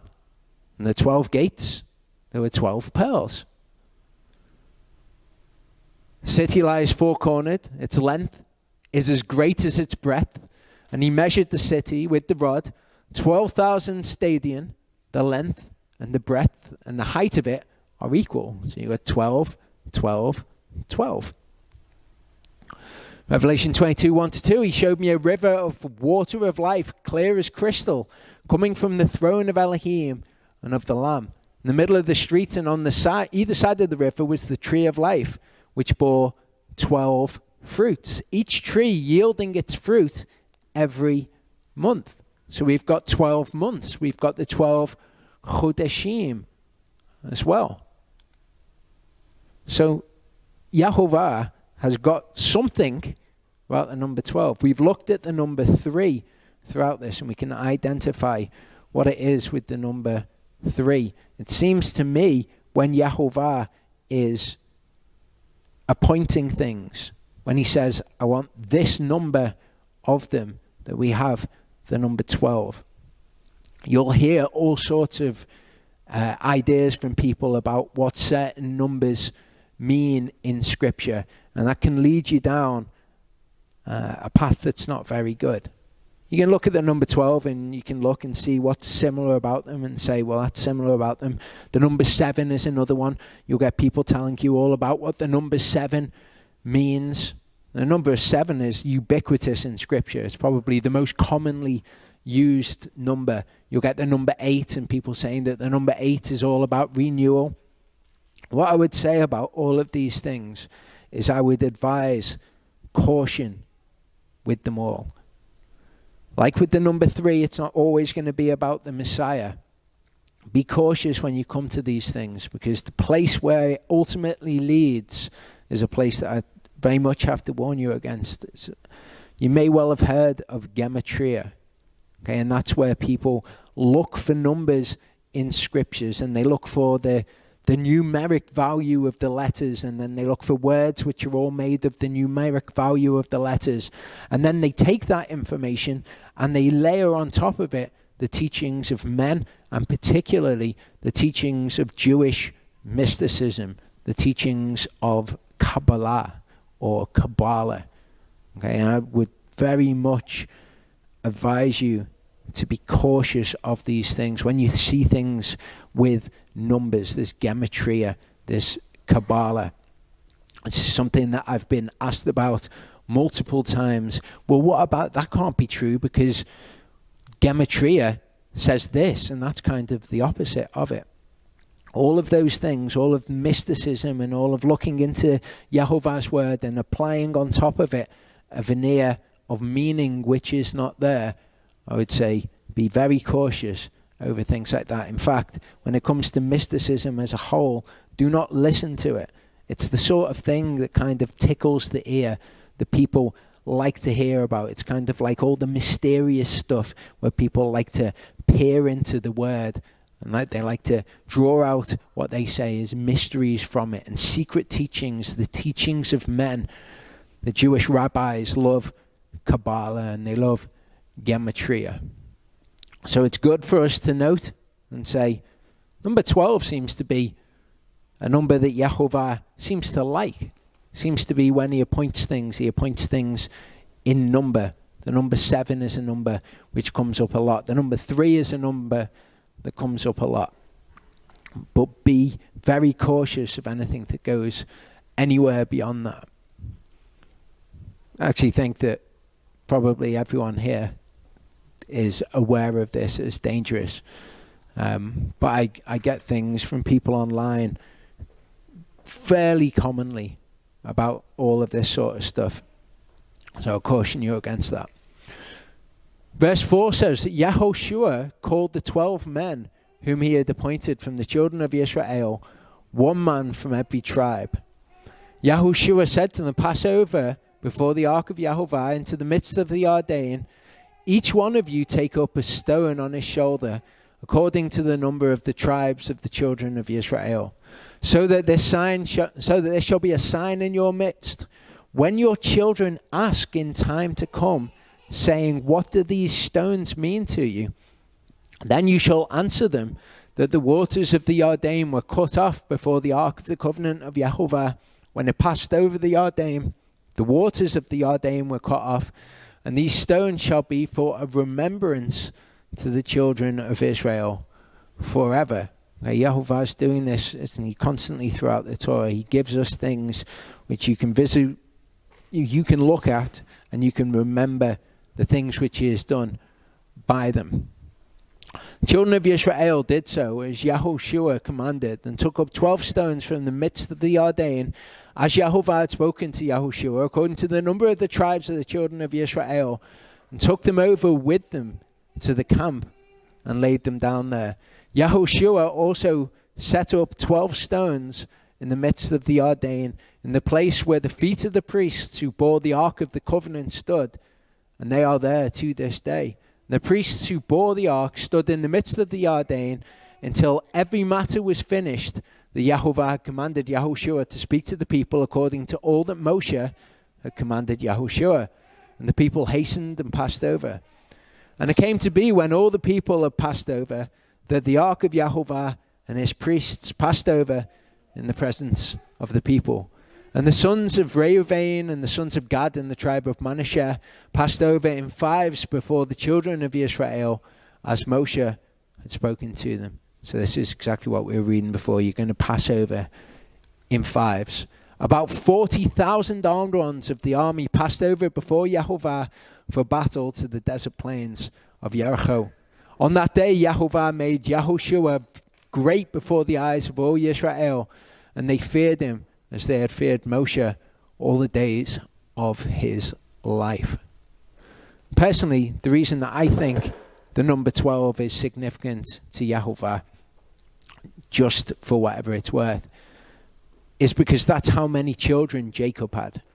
And that's how many tribes of the children of Israel there are. Often when he says 12, 12, 12, 12, it's 12 according to the number of tribes that there were. So personally, I think that that's why he likes the number 12. I won't read into that sort of stuff too much.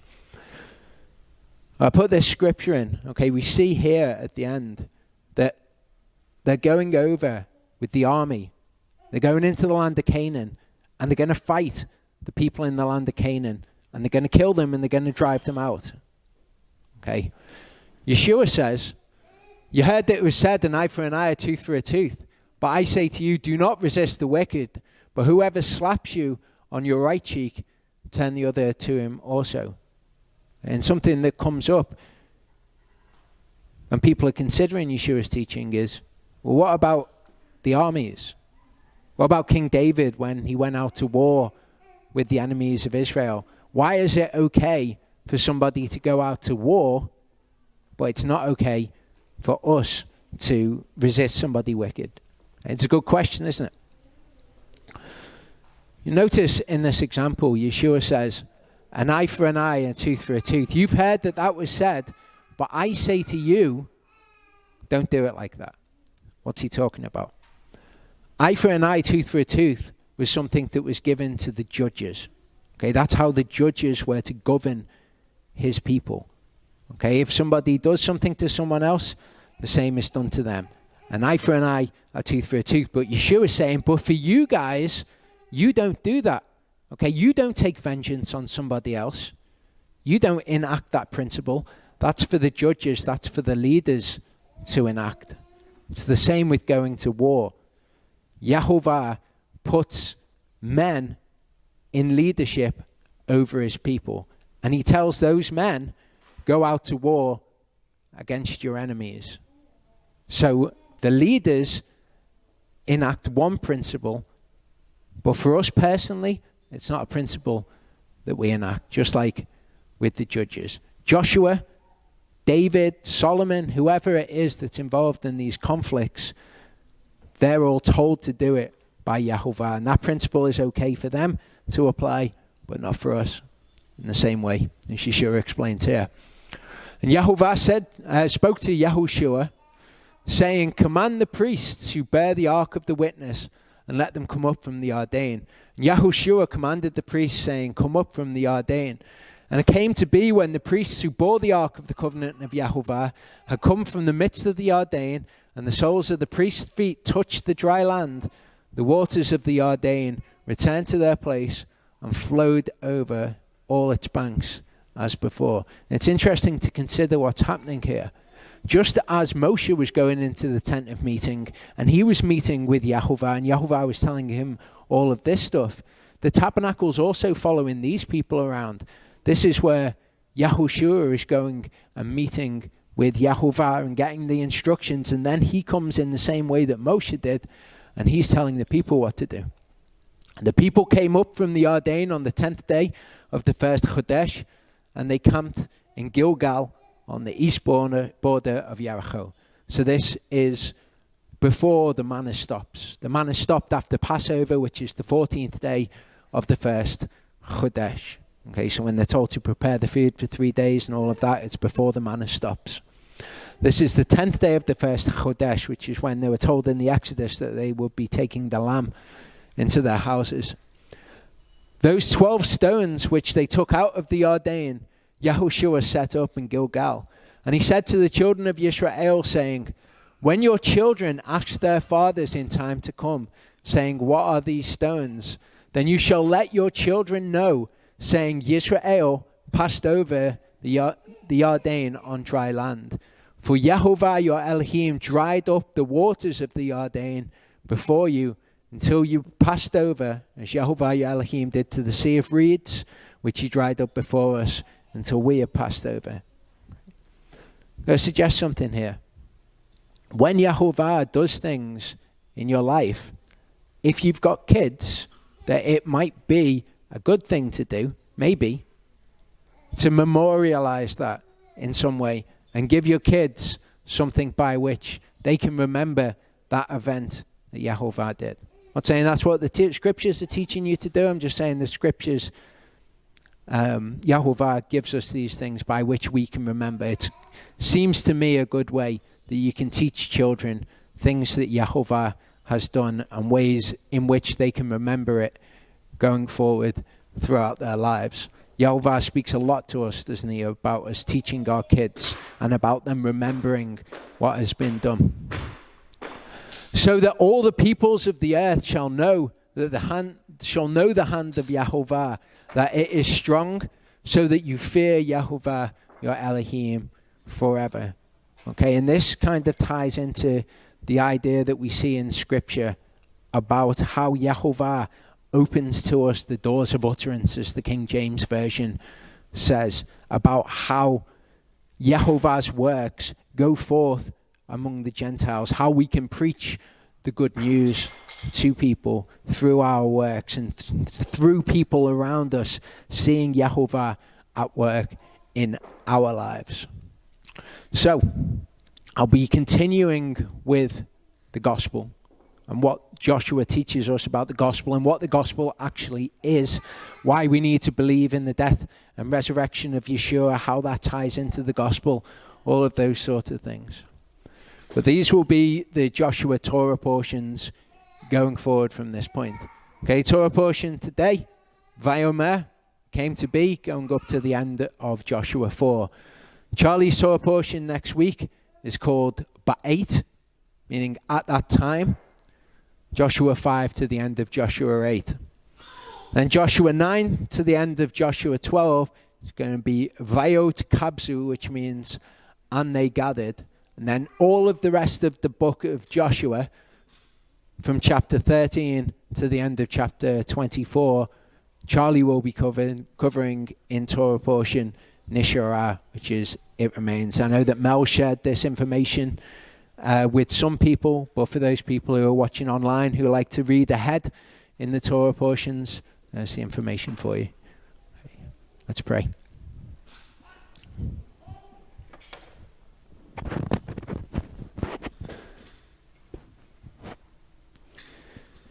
Father, I thank you that you've given us deliverance from our enemies, and that you will be with us when times are tough, and that when we're worried about things, that you counsel us to remember the amazing things that you've done. I thank you that just by walking in your amazing ways, that people around us see who you are, and that you would use that to bring salvation to them as well. I thank you that we have such amazing good news that you have, that you've defeated death. I thank you that you became flesh and died on a cross for us, and that you came and understood what it was to be human and what it was to be fearful, so you could understand our weaknesses, and that you'd care about us so much that you'd do those things, and that even though we're dust, and that we just pass away, that you would value us enough to do that for us.